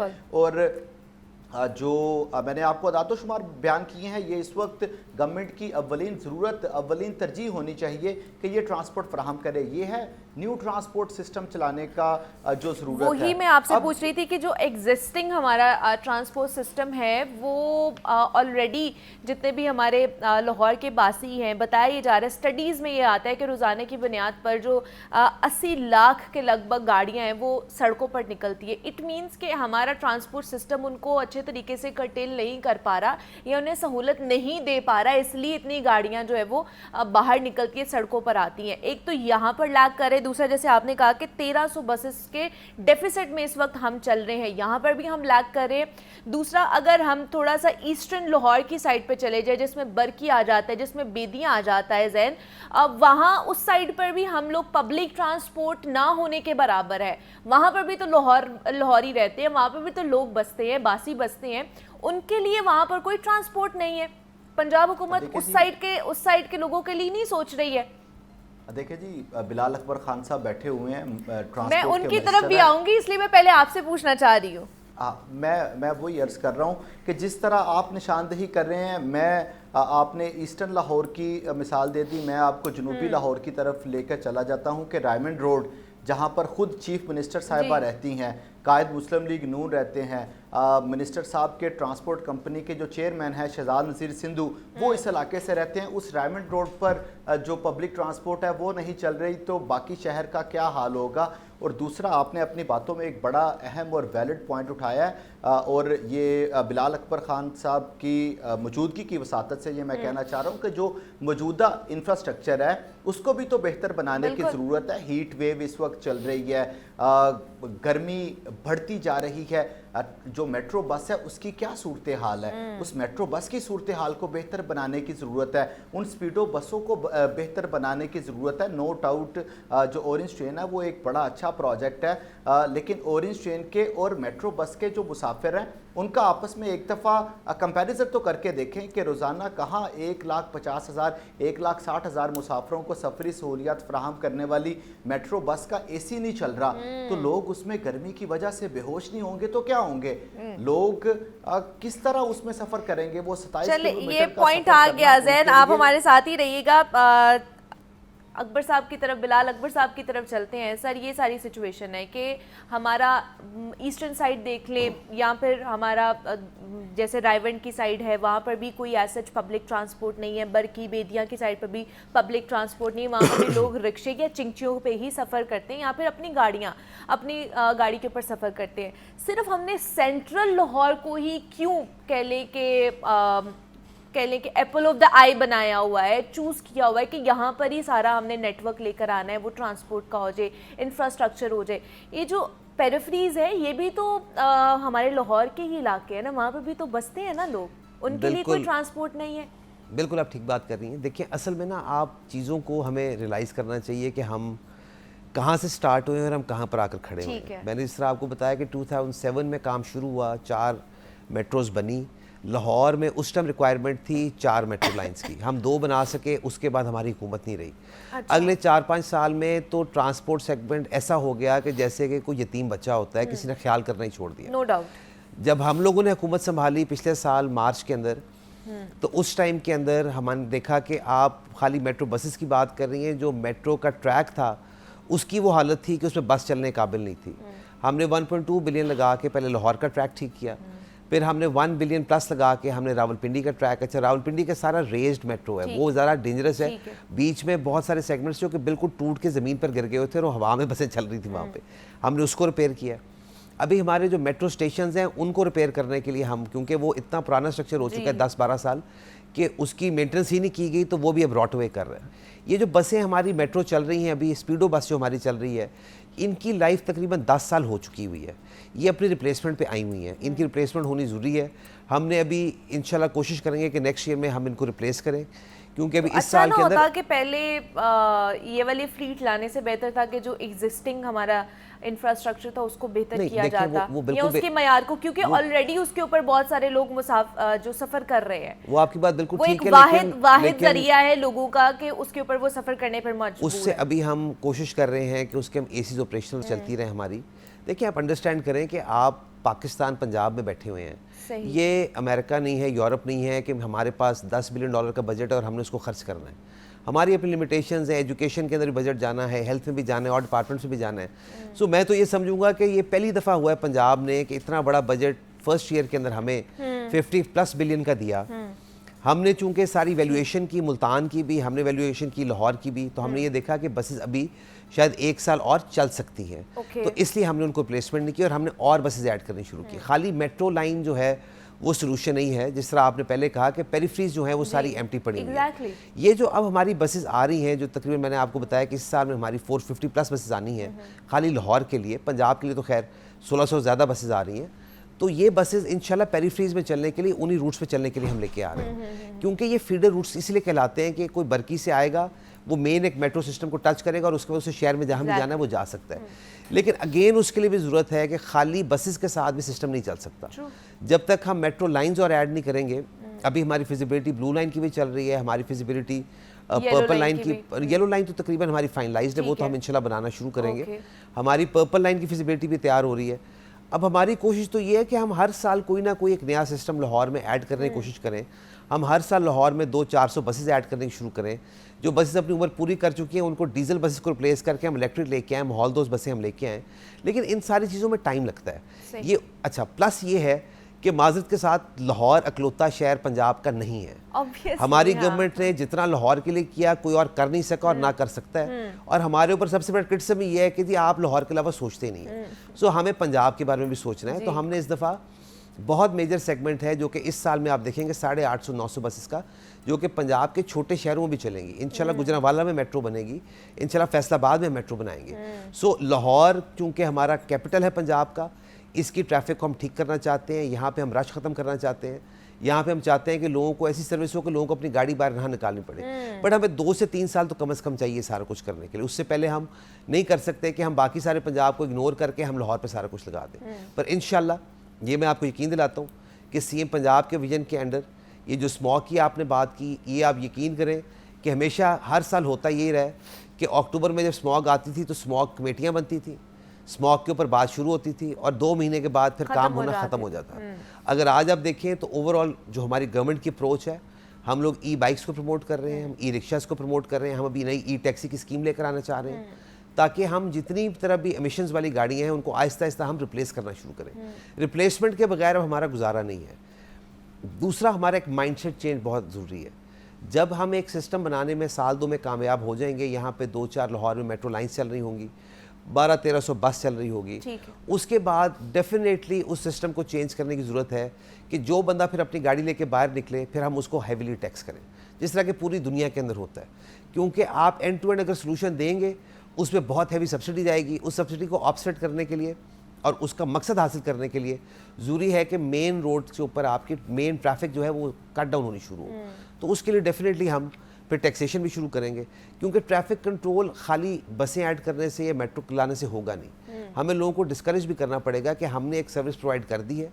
अब आप ये देखें कि हमारा जो ग्रीन लाइन एक चल रही है, ग्रीन बस चल रही है, 27 किलोमीटर जाती है 20 रुपए के अंदर। ना कोई रिक्शा उसका मुकाबला करता है, ना कोई चिंची उसका मुकाबला करता है। एसी बसें हैं, आप आराम से बैठ के जाते हैं। इसी तरह अब ये 27 बसों ने तकरीबन 27 किलोमीटर को कवर किया हुआ है। ठीक है। जब यहाँ पर 450 बसें और आएंगी तो will be covering hundreds of kilometre. कब तक आ जाएंगी ये? हमारी जो फर्स्ट अराइवल होगी, अभी बसेस आनी शुरू होंगी, वो अगस्त में होंगी और बाय दिसंबर इंशाल्लाह हम इसको कंप्लीट कर देंगे। ये पूरी आ जाएंगी, सारा फ्लीट इसका मुकम्मल हो जाएगा ये दिसंबर तक? बिल्कुल दिसंबर तक हम कंप्लीट करेंगे। और ये जो कैनाल रोड वाला मंसूबा है, येलो लाइन वाला, ये कब तक शुरू हो जाएगा? ये हमें उम्मीद है कि हमें इस दफ़ा अभी चूंकि हमने अपने इसको बजट में शामिल करना है, उसके बाद ऑब्वियसली ये बड़ा प्रोजेक्ट है तो ये एक्निक में जाएगा। तो जब एक्निक से हमारी अप्रूवल हो जाएगी उसके बाद we need 9 to 10 months to complete. हमारी कोशिश तो ये है कि हम अगस्त सितंबर तक अगले साल की इसको कंप्लीट करें, लेकिन कोशिश करेंगे उससे पहले कंप्लीट करें फिर। तो ये तो हो जाएगा मुकम्मल। उसके बाद जो बुलेट ट्रेन के ऊपर जिस तरह हम पहले भी बात कर रहे थे कि हाई स्पीड ट्रेन जो है ना वो चलाने का मंसूबा एक प्रोजेक्ट है, इसके ऊपर भी कब तक काम शुरू होगा, उसकी फिजिबिलिटी रिपोर्ट तैयार कर ली गई है, क्या मामला है? देखिए इसकी फिजिबिलिटी जब ML1 प्रोजेक्ट चल रहा था चाइना के साथ हमारा CPEC के अंडर, ठीक है, तो फिजिबिलिटीज बनी थी सारी। ओके। अब फिजिबिलिटी हमारे पास एक पड़ी है बट वो 2017 की है, उसको अपडेट करने की ज़रूरत है। थोड़े मामला चेंज हुए हैं, थोड़े हमारे वेदर पैटर्न्स चेंज हुए हैं, थोड़ी सी ट्रेन का भी आपको पता है इशू आ जाता है, तो हम इसकी इंशाल्लाह बहुत जल्द फिजिबिलिटी रिन्यू करेंगे। It will not take too long, 2-3 महीने में हम इंशाल्लाह फिजिबिलिटी रिन्यू कर लेंगे। असल बात ये है कि इसकी कॉस्ट ऑब्वियसली है। अब वो कॉस्ट के लिए भी हम ये चाह रहे हैं कि हम कोई ना कोई JV पार्टनर लेके आए इसके अंदर, अच्छा। जो कि हमारे साथ फाइनेंसिंग में भी हमें मदद करे और साथ इसको चलाने में भी हमें हेल्प करें। देखिए गवर्नमेंट्स जो हैं वो प्रोजेक्ट्स नहीं चला सकती, गवर्नमेंट्स का ये काम ही नहीं है कि वो प्रोजेक्ट्स चलाएं। हमारी जो मेट्रो लाइन्स चलती हैं, हमारी बसेस चलती हैं, हम वो फ्लीट्स लेते हैं, वो फ्लीट्स आउटसोर्स कर देते हैं। गवर्नमेंट का काम सिर्फ ये होता है कि वो उस आउटसोर्स फ्लीट को देखता रहे कि सर्विस वहाँ पे मुनक़ता ना हो और वहाँ पर कोई जो हमारा यूज जो उसको सर्विस प्रोवाइडर है वो उसको अब्यूज़ ना करे। वही सिस्टम चल सकता है अगर हुकूमत खुद चलाने की कोशिश करेंगे। हमने बड़ी कोशिशें की हैं, GTS चलाने की कोशिश की है, फिर But एक नहीं आ CNG सके, हाँ। हम चला नहीं सकते, गवर्नमेंट ये बिजनेस नहीं रन कर लेकिन सकती। ये वाला बिलाल साहब खास तौर पे जो बुलेट ट्रेन वाला मामला है, क्योंकि इसमें इंफ्रास्ट्रक्चर पूरा चेंज होना है, बोगियां चेंज होनी है, देन सिग्नल से लेके जो पटरियों तक सारा इंफ्रास्ट्रक्चर चेंज होना है और अरबों खरबों रुपए लगने हैं। और अगर कोई और इस चीज़ को टेकअप करता है, कोई चीनी कंपनी अगर इसको टेकअप करती है, तो उसमें भी $17 मिलियन से $20 मिलियन तक तो लगने ही लगने। इतना बड़ा सरमाया है अगर इसमें देखें, तो ये सारा होगा कैसे? नहीं देखिए, होना तो अगर तो आपकी, मैं एक आपको बात ज़रूर कहूँगा, अगर आपकी विल हो ना तो चीज़ हो जाती है। पहली बात ये है कि देखिए कॉस्ट तो एक उसकी है, प्रॉब्ली 400 बिलियन या 450 बिलियन की कॉस्ट तो है। ओके। अच्छा आप ये देखें कि जिस टाइम पे ना हम बना रहे थे यहाँ पे ऑरेंज लाइन, तो इट वाज यूजुअली क्रिटिसाइज, इतनी महंगी बना दी, क्यों बना दी, कैसे कर दी, पॉसिबल नहीं है। अच्छा अब वो 250,000 to 80,000 पैसेंजर रोज के लेके जा रही है। उसके अगेंस्ट हमने BRT बनाई। BRT वाज एक्चुअली ये भी लाइट रेल सिस्टम ही बनना था, जो कि फिर कॉस्टिंग की वजह से नहीं बन सका, फिर उसमें बसें चल रही हैं, हमने बस सिस्टम इसको कन्वर्ट किया, तो वो 150 पे है, वो 300,000 के ऊपर है। अच्छा लॉन्ग टर्म के अंदर इनकी जो वाइबिलिटी है वो ऑब्वियसली ट्रेन की ज़्यादा आती है, ठीक है। लेकिन अब ये जो हाई स्पीड रेल है, देखें ये एक आपका सिस्टमैटिक चेंज है जो कि आपने पाकिस्तान में कभी ना कभी स्टार्ट करना है। अगर हम इसी सोच में बैठे रहेंगे कि ये फंडिंग कहाँ से आएगी, कैसे आएगी, तो हम फिर कभी भी काम अपना स्टार्ट नहीं कर सकेंगे। सो हमने इरादा ये किया हुआ है कि हम इसके अंदर हुकूमत के कम से कम पैसे लगवाना चाहते हैं।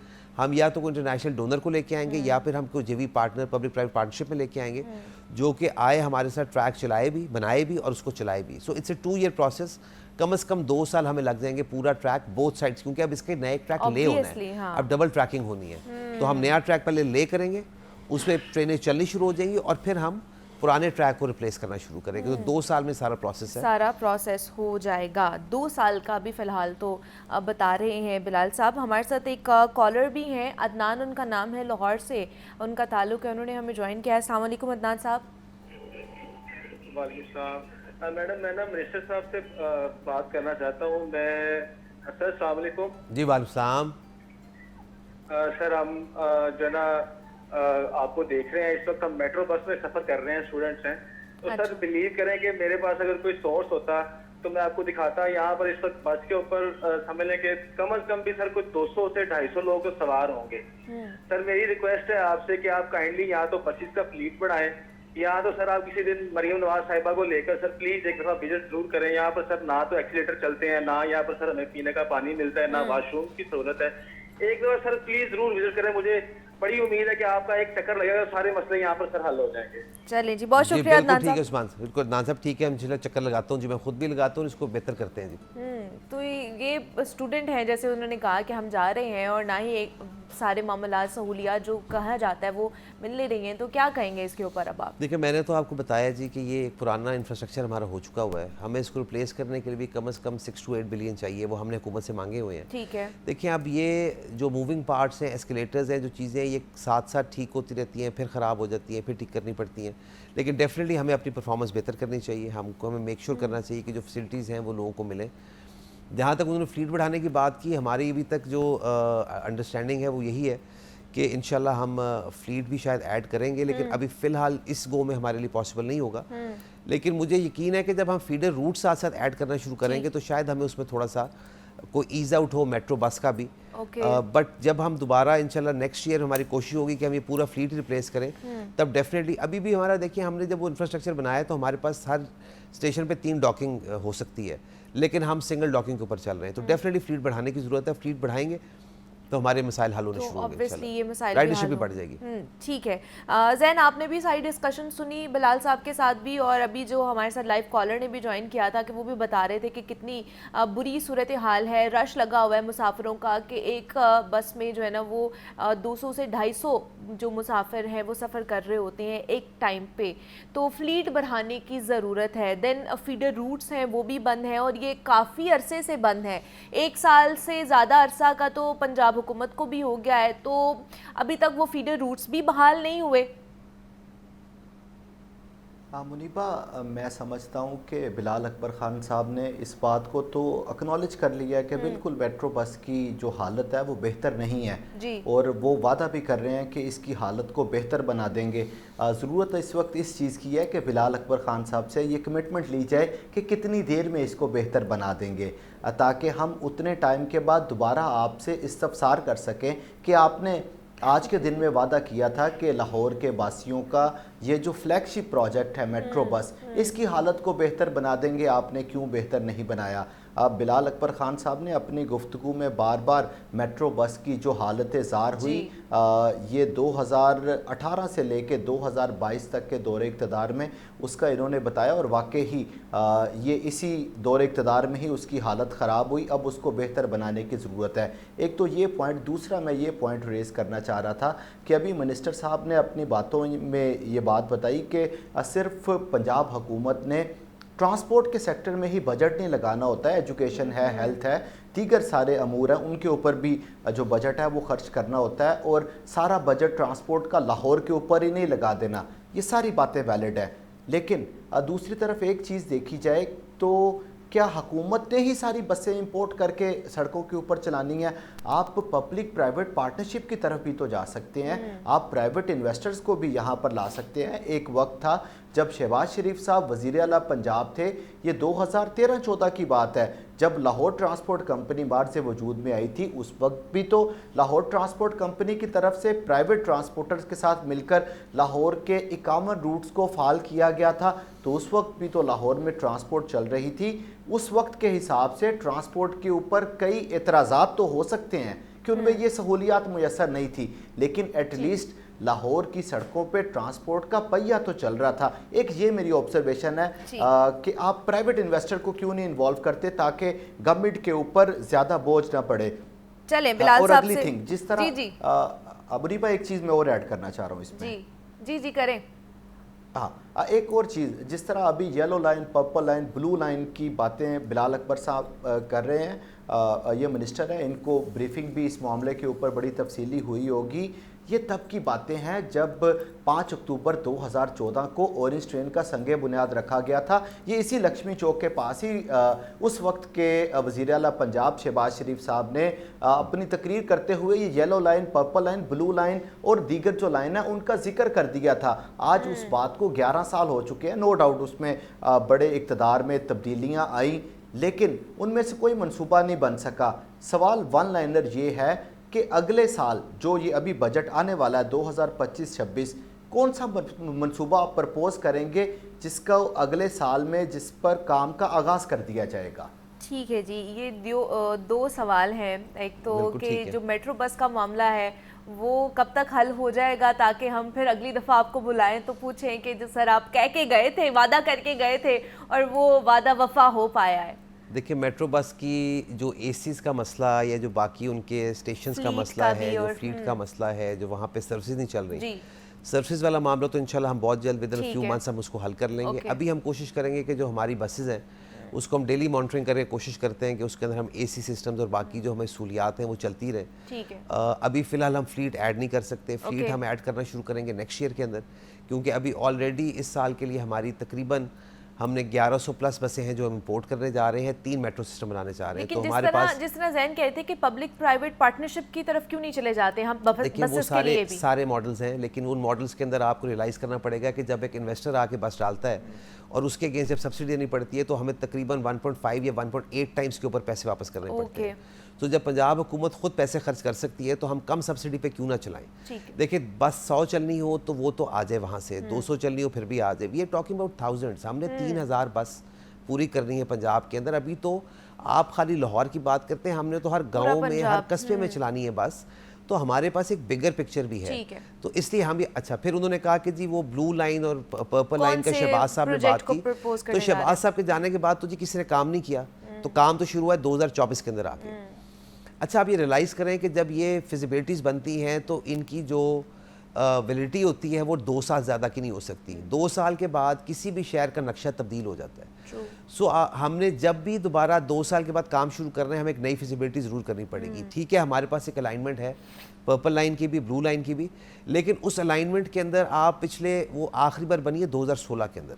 अब 2016 और 2025 का लाहौर तकरीबन बदल चुका हुआ है। नई सोसाइटीज़ आ चुकी हुई हैं, नए अंडरपासेस बन चुके हुए हैं, सारा कुछ चेंज हो चुका हुआ है। सो हमें दोबारा से रीबिल्ड करनी पड़ती फिजिबिलिटी। हमने जब किसी इंटरनेशनल डोनर के पास जाना है तो वो 2 साल से पुरानी फिजिबिलिटी को नहीं एक्सेप्ट करता।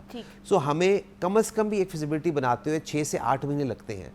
तो हम साइमल्टेनियसली 6-7 फिजिबिलिटीज़ पे काम कर रहे हैं। ब्लू लाइन है, पर्पल लाइन है, येलो लाइन है, फैसलाबाद है, गुजरांवाला है, तो हम सब पे साइमल्टेनियसली काम करवा रहे थे। तो अभी हमें उसमें से समझ ये आई है कि इनिशियली हम फौरी तौर के ऊपर इसी साल में फिस्कल ईयर के अंदर हम इंशाल्लाह येलो लाइन जो कि कनाल के साथ चलनी है वो शुरू करेंगे, और फिर हम उसके बाद 26-27 के अंदर फिर शायद हम पर्पल लाइन शुरू करें। ब्लू लाइन जो है वो एक बहुत ही बड़ा प्रोजेक्ट है, वो बहुत ही एक इस तरह का प्रोजेक्ट है जो कि again requires 400 to 450 billion.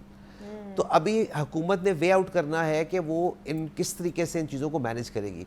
Yes, अगर हमें कोई अगेन इंटरनेशनल डोनर मिल जाता है, हमारे साथ कोई जेवी पार्टनर आ जाता है, विल स्टार्ट इमीडिएटली।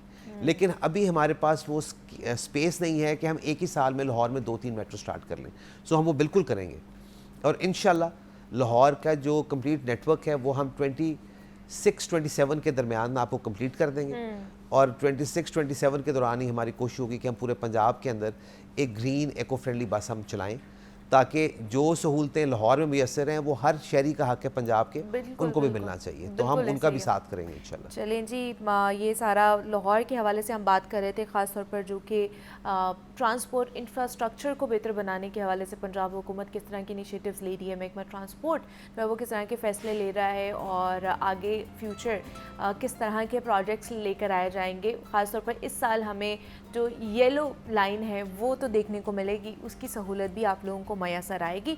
इस हवाले से हमारे साथ बिलाल अकबर खान साहब मौजूद थे, ज़ैनुल आबिदीन ने हमें ज्वाइन किया था। ज़ैन, बहुत शुक्रिया आपका। बिलाल साहब, आपका भी बहुत शुक्रिया कि आप आए, आपने हमें टाइम दिया, इसके ऊपर बात की।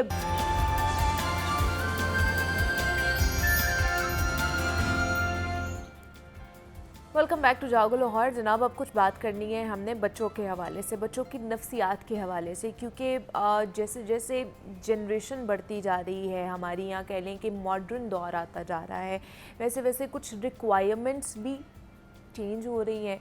हम जब कह लें कि उम्र में बढ़ रहे थे, ग्रोइंग एज में थे, हमारी तब रिक्वायरमेंट और थी, और अब की जो जनरेशन है, अब के यंगस्टर्स हैं, अब के बच्चे हैं, उनकी रिक्वायरमेंट्स बहुत बहुत डिफरेंट है, हमसे तो बहुत डिफरेंट है। उनको आप ज़्यादा उनके साथ आप बदतमीज़ी नहीं कर सकते, ज़्यादा उनके ऊपर आप सख्ती नहीं कर सकते हैं। उनकी तरबियत करना, उनको मेंटली लेकर चलना बहुत बहुत चैलेंजिंग सिचुएशन बनती जा रही है, और ये चीज़ें ना पेरेंट्स को बहुत ज़्यादा कह लें कि परेशान करती हैं कि हम अपने बच्चों को किस तरह बाइख्तियार बना सकते हैं, क्योंकि ज़्यादा प्यार करना या फिर ज़्यादा सख्ती करना भी उनको खुद सर बना देता है, ज़िद्दी बना देता है। तो ऐसी कौन सी एज है कि जब बच्चे को उसके फ़ैसले ख़ुद करने देना चाहिए, या ये भी माँ बाप के हाथ में ही होने चाहिए, क्योंकि आजकल की चीज़ें चेंज होती जा रही हैं। तो आज हमने इसी के ऊपर बात करनी है कि इसका साइकोलॉजिकल इम्पैक्ट क्या आता है बच्चों के ऊपर भी और साथ ही साथ पेरेंट्स के ऊपर भी। तो इस पर बात करनी है हमने। इस पर बात करने के लिए डॉक्टर बिस्मा एजाज हमारे साथ स्टूडियोज़ में मौजूद है, जो कि हेल्थ साइकोलॉजिस्ट है। तो डॉक्टर बिस्मा, आपको वेलकम कहते हैं जागो लाहौर में। कैसी हैं आप? ठीक है, मैं बिल्कुल ठीक हूँ Muniba, I am fine, thank you. Doctor Bisma, आज हमने बच्चों की थोड़ी सी नफ्सियात के बारे में हमने बात करनी है, क्योंकि बड़ा चैलेंजिंग ये वाला ख़ास तौर पर कह ले कि फ़ेज़ होता है बच्चों का ना। माँ बाप के लिए भी और इवन दो के बच्चों के लिए भी उनको नहीं समझ आ रहा होता कि हार्मोन्स चेंज हो रहे होते हैं, समझ नहीं आता क्या करना है क्या नहीं करना। तो ये जो एक बड़ा बुनियादी सा सवाल होता है कि बच्चों पर चेक रखना कितना ज़रूरी है, और वो चेक किस किस्म का होना चाहिए। जैसे हम लोग बच्चों को थोड़ी सी सख्ती करते हैं, कुछ हमें शक पड़ता है तो बच्चे कहते हैं आप मेरे पे ट्रस्ट करें। ये जो ट्रस्ट वाला जुमला है, ये कितना कारआमद साबित होता है और इसको किस हद तक लेकर जाना चाहिए, और क्या ये काफ़ी होता है कि आप मेरे पे ट्रस्ट रखें, कुछ नहीं होता? Thank you for inviting me again Muniba, first of all. और दूसरा ये कि पेरेंटिंग और बच्चों से रिलेटेड जो बातचीत है ना, that is always close to my heart, because मैं समझती हूँ कि बच्चों के बिगड़ने में बच्चों का इतना हाथ नहीं होता जितना उनके माँ बाप पेरेंट्स का होता है। एग्जैक्टली, मैं भी यही समझती हूँ। सो मेरा जो वोट है ना, वो हमेशा बच्चों के साथ होता है। Now getting back to your question जो आपने पूछा, एक जो स्टेटमेंट है ना कि मुझ पे एतबार करें या ट्रस्ट करें, ये हमें भी ज़रूरत है। हम भी जब कहते हैं किसी को तो हम एक्सपेक्ट करते हैं कि हमें कोई ट्रस्ट करेगा, और बच्चा जो है वो तो ऑलरेडी एक इमोशनल फेस से गुजरा होता है, वो इतना मैच्योर नहीं होता, उसको इतना एक्सपीरियंस नहीं होता, उसके लिए ये वर्ड्स जो हैं ये बड़े हैवी वर्ड्स होते हैं। और वो लिटरली एक्सपेक्ट करता है कि उसको इसका जवाब हमेशा एंडोर्समेंट में हाँ में ही मिलेगा। ठीक है, तो ये तो एक अंडरस्टूड सी बात है कि अगर बच्चा आपसे ये बात कहता है कि आप मुझ पर ट्रस्ट करें, तो you always say okay that I trust you. ठीक है। नाउ द अदर क्वेश्चन कि बच्चे पे ट्रस्ट करने के लिए कि आप सिर्फ आंखें बंद कर लें और कहें कि okay fine I trust you, no, not at all. Okay, उसके लिए आप चूँकि पेरेंट हैं, आपकी रिस्पॉन्सिबिलिटी अपने बच्चे को प्रोटेक्ट करना हर तरह के हालात में। अब बच्चा जो है उसको एक्सपीरियंस करने के लिए तो आप ओपन इन द फील्ड कर देते हैं, लेकिन अगर वो उसको फेलियर होता है या डिसअपॉइंटमेंट होती है या उसको किसी तरह का नुकसान होता है, तो बीइंग पेरेंट आपके लिए भी वो तकलीफ दे और बच्चे के लिए भी नुकसानदेह है। इसलिए पेरेंट होने के नाते आपका ये फ़र्ज़ है कि आप अपनी आंखें और कान हमेशा खुले रखें और बच्चे पे चेक एंड बैलेंस ज़रूर रखें, इस सेंस में कि बच्चे को उसकी ऑटोनॉमी या इंडिपेंडेंस जो है उस पर क्वेश्चन लगता हुआ नज़र ना आए। ओके, एग्जाम्पल के तौर पे जब हम छोटे बच्चे होते थे मुनीबा, तो हम कहाँ पे चीज़ें छुपाते थे? अपने स्कूल बैग्स में, अपनी वार्डरोब में, कवर के नीचे, या इस किस्म की चीज़ों पे, एग्जैक्टली, ठीक है, या फ्रिज के नीचे, या कहीं पे भी ऐसी जगह पे जहाँ पे हम समझते हैं कि यहाँ पे कोई नहीं मदर या आएगा, फादर नहीं आ सकता। आजकल के बच्चे भी इसी तरह का काम करेंगे। अच्छा। वो भी ऐसी जगहों पे ही चीज़ें छुपाएंगे। अगर किसी को कोई लेटर छुपाना है, कोई कार्ड छुपाना है, तो वो अपनी वार्डरोब में छुपाएगा, अपने बैग में छुपाएगा, अपने बुक्स में छुपाएगा। तो ट्रेंड जनरेशन ज़रूर चेंज हुई है, लेकिन वो प्रैक्टिसेस जो है ना वो नहीं चेंज हुई। अच्छा, इसलिए लेकिन आपको नहीं लगता इन चीज़ों ने जो जगह ले ली है, फ़ोन ने इन चीज़ों की जगह ले ली, अब वो सारी चीज़ें फ़ोन में आती हैं? हाँ, फ़ोन में भी आती हैं, लेकिन मेरा ख्याल है कि अगर आप अपने बच्चे के साथ एक कॉन्फिडेंस का रिलेशनशिप बिल्ड करते हैं ना, तो फिर आप उसके फ़ोन को उसकी एब्सेंस में ना चेक करें, विच इज़ अनएथिकल। ओके, आप उसकी प्रेजेंस में you sit with your child and ask okay fine what's going on, क्या चल रहा है आजकल, किससे बातचीत चल रही है, एंड ऑल दैट। आपको कॉन्फिडेंस बिल्डिंग, बच्चा आपको खुद बताएगा कि व्हाट इज़ गोइंग ऑन। अब जो चीज़ बच्चा नहीं बताना चाहता उसकी बॉडी लैंग्वेज से पता चल जाएगा। वो रेजिस्टेंट होगा, उसके चेहरे पे एक रंग आएगा, एक रंग जाएगा, उसकी बॉडी लैंग्वेज जो है वो फ़र्क होना शुरू हो जाएगी। कहीं ना कहीं उसको हल्की सी ट्रेम्बलिंग, हल्की सी शेकिंग, स्वेटिंग शुरू हो जाएगी, नज़रें जो आपसे चुराना शुरू हो जाएगा। ये वो टाइम है जब आपको लगता है पता कि बच्चा कुछ चीज़ हाइड कर रहा है। अब वहाँ पे हम डंडा लेके बैठ जाते हैं, अच्छा बताओ क्या हुआ है, क्यों नहीं बता रहे हो? बच्चा पहले ही खौफज़दा है या नहीं बता पा रहा, रेजिस्टेंट है और वो आपसे नहीं शेयर कर पाएगा। उस वक्त आपको extra care, extra pamper provide करनी है बच्चे का कॉन्फिडेंस विन करने के लिए, और फिर बच्चे के साथ बैठ के बात करनी है कि okay fine, I am your parent, मैं तुम्हारा माँ हूँ, मैं तुम्हारी माँ हूँ या बाप हूँ, मैं तुम्हारा बेस्ट सोचूंगा या सोचूंगी, कोई और पर्सन दुनिया में ऐसा नहीं है जो आपके लिए बेस्ट सोचे। इसलिए आप किसी गलत काम में भी मुब्तला हैं, कोई गलत चीज़ भी हो गई आपसे, कोई एक्शन ऐसा हो गया है, किसी बैड हैबिट में हो, बैड कंपनी में हो, कोई ऐसे कॉन्सिक्वेंसेस हैं, do share with me so that we can find out a solution. Okay, आपने यूज़ करना है word we, solution, not I. ठीक है, तो ये वो प्रैक्टिसेस हैं छोटी छोटी सी जो बच्चे में इंडिपेंडेंस भी बिल्डअप करती हैं, कॉन्फिडेंस भी आता है और बॉन्ड भी स्ट्रांग होता है पेरेंट के साथ। लेकिन डॉक्टर बिस्मा किस एज तक हम ये चीज़ें कर सकते हैं, और दूसरा किस एज में हमें बच्चों को, अब कहते हैं बच्चे जैसे अभी स्कूल में ही होते हैं तो वो कहते हैं हमें पता है कि हमने क्या करना है, या हम अपने फैसले अच्छे तरीके से ले सकते हैं, तो औलाद को किस उम्र में अपने फैसले लेने देने चाहिए? इट डिपेंड्स कि फ़ैसला किस चीज़ पे लेना है। जैसे हम बीइंग पेरेंट जो है इतने ज़्यादा ओवर प्रोटेक्टिव होते हैं कि हमने बच्चे ने कहीं बाहर कहीं पे जाना भी है ना, तो उसके आउटफिट की चॉइस भी हम करके देंगे। हाँ एग्जैक्टली कि ये पहनो और ये ना पहनो, दिस इज़ बैड। Okay. मेरा ख्याल है ये तो बहुत अर्ली एज से बच्चे को इंडिपेंडेंस दे देनी चाहिए कि okay choose for your self. अगर आपको लगता है कि वो इनअप्रोप्रिएट है तो आप फिर उसको एज अ कन्वर्सेशन जो है वो उसको बताएं कि मेरा ख्याल है this would be better looking on you, बजाय ये कहने के नहीं ये नहीं पहनना ये पहनना। आप उसके सामने चॉइस रख दें और आप तरीके से उसको जो है कन्विंस करें कि मुझे लगता है तुम पे ये ज़्यादा अच्छा लगेगा। बच्चा जो है वो इन एनी केस आपकी बात मानेगा अगर आप उसको पॉजिटिवली ट्रीट करते हैं। अब जहाँ तक बात है इस चीज़ की कि बच्चे को इंडिपेंडेंस कहाँ कब किस एज में देनी चाहिए, कुछ ऐसे मामलात होते हैं ज़िंदगी के जिनमें बच्चा जो है ऑब्वियसली एक्सपीरियंस नहीं है, उसको मैच्योर नहीं है, तो वो डिसीजंस लेने में थोड़ा सा लैग करेगा। उस वक्त भी आप बेशक बच्चे को ये कहने का मौका दें कि okay fine decide for your self but let's first discuss this thing.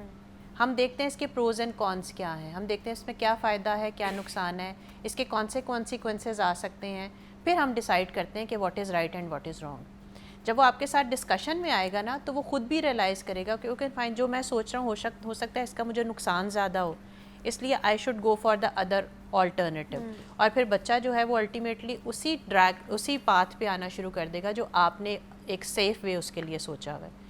तो discussion, communication, empathy and compassion, that is very important when you are discussing anything with the child. लेकिन आजकल बच्चे घरों में ज़्यादा नहीं करते हैं ये चीज़ें, बाहर कंपनी ढूंढते हैं, जैसे कि अपने फ्रेंड्स के साथ उस सर्कल में, वो शायद उनके एज ग्रुप मैच कर रहा होता है इसलिए वो ज़्यादा कंफर्टेबल होते हैं उनके साथ बात करना, शेयरिंग करना। घर में वही सारी चीज़ें जो बड़ों ने सिखाई भी होती हैं या जो ख़ुद आप एक्सपीरियंस करके आ चुके होते हो वही आगे इम्प्लीमेंटेशन करने की कोशिश की जा रही होती है, तो इसलिए भी गैप आ जाता है पेरेंट्स में और बच्चों के अंदर। अच्छा मुनीबा, ये एक बहुत अजीब सा कॉन्सेप्ट है कि लोग कहते हैं बच्चे घर से बाहर दोस्त क्यों बनाते हैं, अपनी एज के फ्रेंड्स के साथ ज़्यादा कंफर्टेबल। इट इज़ नेचुरल, इसको एक्सेप्ट करें कि बच्चा जो है वो ऑब्वियसली अपनी एज के लोगों के साथ ज़्यादा कंफर्टेबल होगा, क्योंकि आपके साथ पेरेंट के साथ एक रिलेशनशिप ऑफ रिस्पेक्ट भी है, एक थोड़ी सी रेजिस्टेंस भी है, एक ऐसी चीज़ भी है जिसमें थोड़ा सा आप कहते हो ना कि आप एम्बैरेस हो सकते हो कि ओके फाइन अगर मेरी अम्मी या अब्बू को ये पता चला तो दिस इज़ नॉट गुड, या वो हर्ट हो सकते हैं, इसलिए वो अपने घर से बाहर अपने दोस्त जो हैं वो बनाएंगे। और मेरा ख्याल है पेरेंट्स को ये चीज़ जो है इसको एक्सेप्ट करने की ज़रूरत है कि let them go, let them have friends of their age and have a social circle. हाँ, अपना जो रिलेशनशिप है, आप एक पेरेंट हैं, अपना रिलेशनशिप, अपना रोल आइडियलाइज करें, उसको सोचें कि वो क्या है। ठीक है, आप पेरेंट प्लस फ्रेंड हैं, आप सिर्फ फ्रेंड नहीं हैं।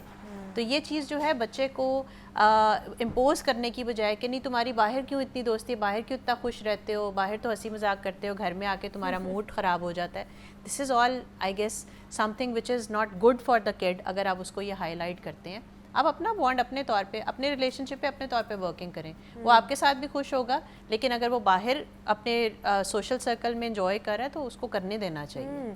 अच्छा, बच्चों के ऊपर क्या ये पाबंदियाँ लगानी चाहिए कि आपने किस तरह का दोस्त बनाना है, किस तरह का दोस्त नहीं बनाना है? क्योंकि ये भी मैंने देखा है कि हमारी सोसाइटी में ये भी होता है कि आपने किस तरह, कौन से स्टेटस का दोस्त आपका होना चाहिए, कौन सा नहीं होना चाहिए। मुनीबा, एक ह्यूमन नेचर है और वो हर एज के लिए है कि जब भी आप बाय फोर्स किसी को कोई काम करने को कहेंगे ना कि ये नहीं करना, तो ह्यूमन साइकी है कि वो डेफिनेटली वो ज़रूर करेगा। ऑब्वियसली हाँ, वो चाहे बच्चा है, बड़ा है, जवान है, इवन के बुढ़ापे में आके भी ये चीज़ जो है ये रहती है। ये ऑब्वियसली हमारे साथ इंस्टिंक्टिव फीचर अटैच्ड है।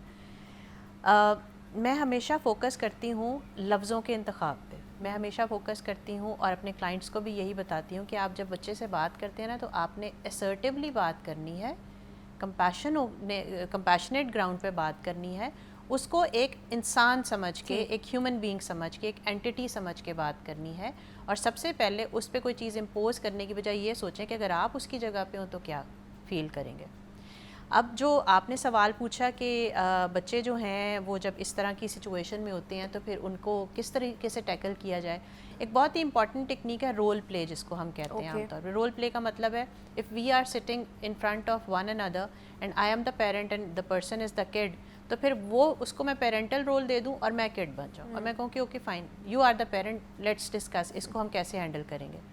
जब बच्चे को वो रोल का एक रिस्पॉन्सिबिलिटी मिलेगी ना तो वो सोचेगा कि ओके अच्छा अब मैं अपना ज़बरदस्ती करूँ तो मामा कैसे फ़ील करेंगी या बाबा कैसे फ़ील करेंगे। Then you should portray exactly what feelings the child would be going through. उससे उसको अंदाज़ा होगा कि नहीं this is right and this is wrong, और आपको भी अंदाज़ा होगा कि this is right and this is wrong.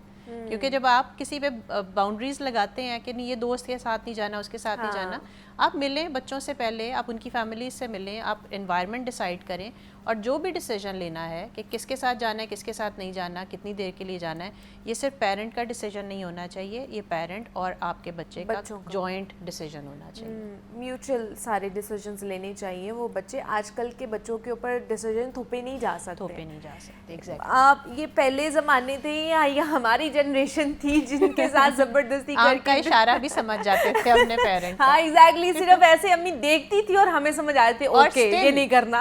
इतने बड़े होने के बावजूद अभी भी यही होता है, यही प्रैक्टिस होती है। लेकिन आज के बच्चों के ऊपर ऐसा कोई भी जादू नहीं चलता है, उनके साथ बड़े अच्छे तरीके से म्यूचुअली चीज़ें लेकर चलनी पड़ती है। तो डॉक्टर बिस्मा इजाज़ हमारे साथ मौजूद थी। Doctor Bisma thank you so much कि आप आई और हम चाइल्ड ट्रेनिंग और चाइल्ड बिहेवियर पे बात कर रहे थे। यहाँ पे एक छोटी सी ब्रेक लेते हैं, मिलते हैं इस ब्रेक के बाद।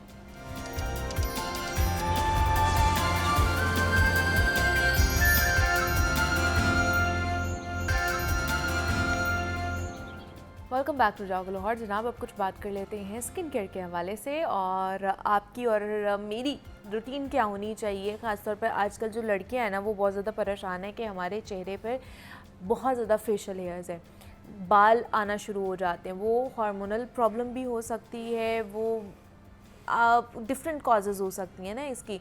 तो इसका एक सबसे बेहतर हल है, बहुत से लोग थ्रेडिंग कराते हैं फेशियल हेयर के लिए, वैक्सिंग कराते हैं, उसका क्या नुकसान हो सकता है। और हल इसका ये है, बहुत से लोग लेज़र भी करा रहे होते हैं। तो लेज़र के थ्रू आप कैसे अपने फेशियल हेयर्स ख़त्म कर सकते हैं, क्या वो परमानेंटली ख़त्म हो जाते हैं, कितने सेशंस लेने पड़ते हैं, कितना महंगा प्रोसीजर है ये। और दूसरा ये कि लेज़र के थ्रू और कौन कौन से ऐसे मसाइल हैं हमारे स्किन के रिलेटेड जिनको हल किया जा सकता है। तो आज हमने इस पर बात करनी है और इस पर बात करने के लिए डॉक्टर अजीम जहांगीर हमारे साथ स्टूडियोज़ में मौजूद है, स्किन स्पेशलिस्ट हैं, डर्मेटोलॉजिस्ट हैं। तो उनसे बात करते हैं। डॉक्टर साहब आपको वेलकम कहते हैं जागो लाहौर में, कैसे हैं आप? ठीक है, अल्लाह का शुक्र है। डॉक्टर साहब लेज़र जिस तरह फेशियल हेयर के हवाले से ख़वातीन जो हैं बड़ा परेशान रहती हैं, कुछ थ्रेडिंग करा रही होती हैं फेस से, पूरे फेस पे उन्होंने थ्रेडिंग करानी होती है और फिर लाल हो जाता है उनका मुंह। देन कुछ लोग रेजर्स यूज़ कर रहे होते हैं, आजकल वो भी चल रहे हैं। फिर कुछ लोग वैक्सिंग भी करा रही होती हैं फेस से और फिर लेज़र आ जाता है। तो इन चारों में से क्या चीज़ें नुकसानदेह ज़्यादा हैं हमारी स्किन के लिए? देखें, पहली बात तो ये कि देखना ये पड़ता है कि लेज़र जो है क्या वो ज़रूरी भी है कि नहीं है। अच्छा, और मोटे बाल निकल क्यों रहे हैं? लेकिन ये जो पहले तीन जो चीज़ें हैं ये कितनी नुकसानदेह? वहीं पे आने लगा।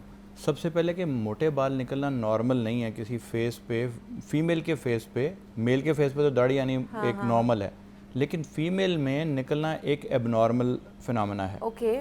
अगर आपके बाल बहुत बारीक हैं और जिसको हम रुआं बोलते हैं या पीच फज़ बोलते हैं, उसके लिए ना लेज़र की ज़रूरत है और ना किसी और चीज़ की ज़रूरत है। अच्छा। जो पीच फज़ है उसके लिए आप ना करें लेज़र, क्योंकि लेज़र जो है मोटे बालों को टारगेट करती है। बहुत बारीक बालों को अगर लेज़र करेगी भी तो वक्ती तौर पे करेगी। अब आपके सवाल का जवाब कि जब हमें ये पता चल जाए कि बाल जो आए हैं चेहरे पे वो पॉलीसिस्टिक ओवरी डिजीज़ से या किसी हार्मोनल इम्बैलेंस से नहीं हैं, और वो आपका एक अच्छा डॉक्टर उसको देख सकता है, टेस्ट करवा सकते हैं, अल्ट्रासाउंड करवा सकते हैं।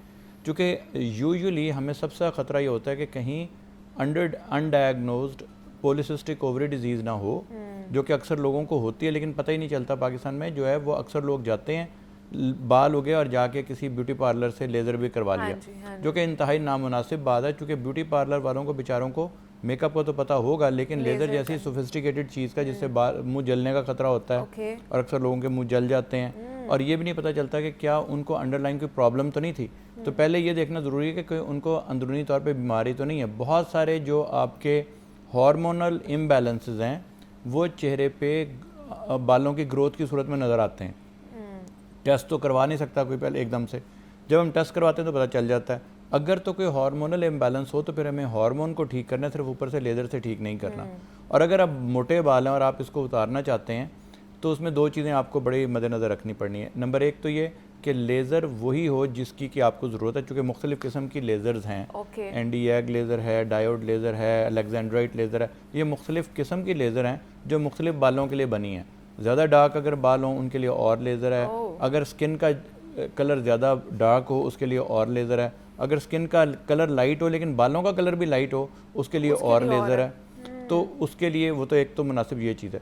दूसरी ये चीज़ है कि वाइट बालों पे लेज़र काम नहीं करती। वाइट बालों पे लेज़र काम नहीं करती। उसके लिए बहुत सारे आजकल न्यूट्रास्यूटिकल आ गए हैं, जिस तरह नेवर ग्रो सीरम आपने सुना होगा, कोई इस तरह की चीज़ें हैं जो कि आपके वाइट बालों को भी ख़त्म कर देती हैं, क्योंकि वो उस हार्मोन को ब्लॉक करती हैं जिससे बाल बनते हैं। ठीक है, तो बहुत सारे सीरम्स आजकल हैं अवेलेबल उसके लिए फिर लेज़र की ज़रूरत नहीं रहेगी। जो कि वाइट बालों पे और जो बहुत बारीक बाल हैं उन पे लेज़र काम नहीं करेगी, कोई ऐसी दवा काम करेगी। आजकल न्यूट्रास्यूटिकल, जिस तरह फार्मास्यूटिकल की बजाय न्यूट्रास्यूटिकल हैं वो बहुत सारे हैं अवेलेबल। लोशन की शक्ल में होते हैं। हाँ, सीरम्स हैं, जिस तरह नेवर ग्रो सीरम एक एग्जांपल है उसकी, कि उससे वो ब्लॉक हो जाता है एंजाइम जो कि बाल बनाता है। ठीक है, चूँकि अब ये दवाइयों में भी नहीं आते, एक किस्म के विटामिन की सूरत में आते हैं, तो वो किया जा सकता है। सेकंड जो प्रॉब्लम है वो ये है कि आपने जब दवाई, और अगर आपको सचमुच हार्मोनल इशू है फिर आपको दवा लेनी पड़ेगी, और बहुत सारी दवाइयाँ उसमें अवेलेबल हैं। सेकंड चीज़ ये आ जाती है कि अगर अब आपने वाकई में बाल उतारने हैं तो क्या करना पड़ेगा, बजाय इसके कि आप वैक्स करें जिससे दाने निकलने का खतरा होता है, और ऊपर से स्किन भी उतरने का खतरा होता है, तो laser would be a much better option. ठीक है कि लेज़र की तरफ आप जा सकते हैं। हमें आयशा परवीन है जिन्होंने झंग से हमें कॉल किया। अस्सलाम वालेकुम आयशा। जी वालेकुम अस्सलाम। कैसी हैं आप? ठीक है, अल्हम्दुलिल्लाह। आप कैसी? मैं भी बिल्कुल ठीक ठाक। आयशा, क्या सवाल करना चाहेंगी? मैम एक्चुअल में ना मेरा मसला ये है कि मेरी चिन पे ना बाल आ जाते हैं, और उसका रीज़न क्या है और उसके लिए मुझे कौन से ट्रीटमेंट पे जाना चाहिए? ठीक है, सिर्फ आपकी चिन पे आते हैं या पूरे फेस पे, या नहीं, पूरे पहले नहीं थे, चिन पे ही आते हैं और अब थोड़े थोड़े ना फेस पे भी आना स्टार्ट हो चुके हैं। ओके, ठीक है, thank you so much Ayesha. आपको भी जवाब डॉक्टर साहब दे देते हैं। अगर तो मोटे बाल हैं, मोटे बाल का मतलब जिस तरह आपके सर के बाल हैं, हाँ, और तो काले भी हैं, काले हैं, तो आपको चंद टेस्ट ब्लड के करवाने पड़ेंगे। ओके, ताकि पता चले कि हार्मोन्स का इशू तो नहीं है। और एक काफ़ी दफ़ा ओवरीज का अल्ट्रासाउंड भी करवा लेते हैं, तो ये बड़ा सिंपल काम है, वो करवा सकते हैं। हमने पहले एक आपकी खिदमत में पेश किया था एक नंबर, कि एक नंबर हमने ये रखा हुआ है कि हम और कुछ भी ना कर सकें ना, तो हमने फ्री गाइडेंस की एक छोटी सी काविश की है कि अगर किसी को कुछ समझ ना आए तो हमें, और अगर कोई अफोर्ड भी ना कर सके कोई पैसे डॉक्टर को देना, तो हमारा एक नंबर है 0311 077 अगर आप अफोर्ड भी नहीं ना कर सकते कोई ट्रीटमेंट, इस नंबर पे कॉल करें। हमारे डॉक्टर आपको फ्री गाइडेंस तो दे सकते हैं ना कम से कम। और अगर आप दूर रहते हैं तो खासतौर पे पिक्चर अगर आप हमें भेजते हैं तो हम काफ़ी हद तक दोबारा नंबर बता दें ताकि जो भी हमारे सुनने वाले देखने वाले 0311 077 ठीक है। अगर आप अफोर्ड नहीं कर सकते तो बता दें कि जी हम अफोर्ड नहीं कर सकते, आपको फ्री गाइडेंस दी जाएगी। और काफ़ी दफ़ा हम एज अ डॉक्टर उनको फ्री देख भी लेते हैं। अगर आप सच मुझे अफोर्ड नहीं कर सकते तो हमारा फ़र्ज़ है वो कि हम फ्री देख लेंगे। उसमें हमारी अगर थोड़ी सी कोशिश से किसी का भला हो जाता है।